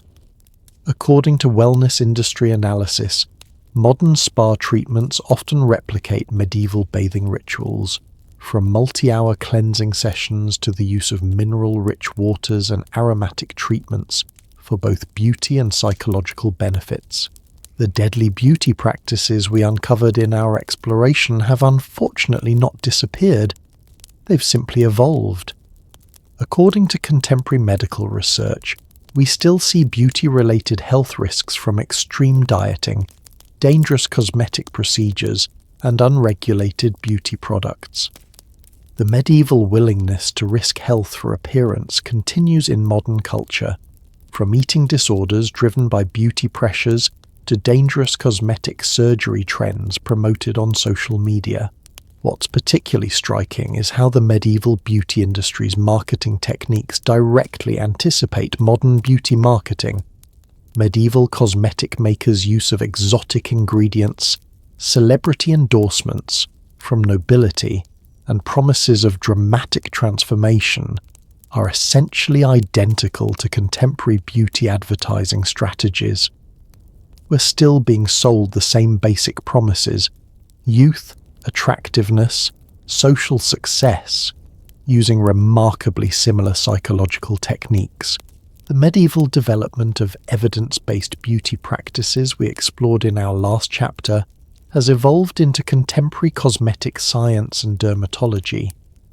The systematic testing and documentation that medieval scholars like Albertus Magnus pioneered laid the groundwork for modern clinical testing of beauty products and the development of evidence-based skincare recommendations. Medieval fashion as beauty enhancement has transformed into today's understanding of personal styling and image consulting. The medieval concept that clothing could literally change your social prospects and personal psychology continues in modern professional styling, personal branding, and the way we use fashion to express identity and achieve social goals. Perhaps most importantly, the medieval understanding of beauty as social currency has become the foundation of modern influencer culture and personal branding. Medieval people understood that appearance could be leveraged for economic and social advantage, a concept that has evolved into today's beauty influencer economy, where appearance enhancement becomes a career path and social media presence. The regional beauty variations we discovered in medieval Europe have expanded into today's global beauty marketplace, where we can access Korean skincare, French perfumes, Brazilian hair treatments, and Italian fashion, essentially creating a globalized version of the medieval beauty trade networks that brought exotic ingredients and techniques across continents. What makes studying this historical continuity so important is how it reveals both the progress we've made and the patterns we haven't broken. We've developed safer ingredients and more effective techniques, but we haven't fundamentally changed the social pressures, economic exploitation, and psychological manipulation that characterized medieval beauty culture. The medieval cycle of dangerous beauty trends followed by scientific backlash continues today. We see the same pattern of extreme beauty practices gaining popularity, causing health problems, and eventually being challenged by medical evidence, from dangerous diet trends to unregulated cosmetic procedures to social media beauty challenges that risk physical harm. Medieval peoples struggle to balance individual expression with social conformity through appearance continues to be one of the central challenges of modern beauty culture. We're still navigating the tension between authentic self-expression and meeting cultural beauty expectations, between personal satisfaction with our appearance and social acceptance. The medieval development of beauty as both individual enhancement and social control has evolved into contemporary discussions about beauty standards as both empowerment and oppression. The same questions medieval people faced, whether beauty practices enhance or constrain individual agency, remain central to modern beauty culture debates. Looking forward, the medieval experience offers both warnings and inspiration for contemporary beauty culture. The medieval periods when beauty practices became most dangerous were those when appearance standards became disconnected from health, authenticity, and individual well-being. The most positive developments in medieval beauty culture occurred when people insisted on evidence-based practices, safety standards, and approaches that enhanced rather than destroyed natural health and vitality. Medieval beauty culture also demonstrates the remarkable human capacity for creativity, adaptation, and change.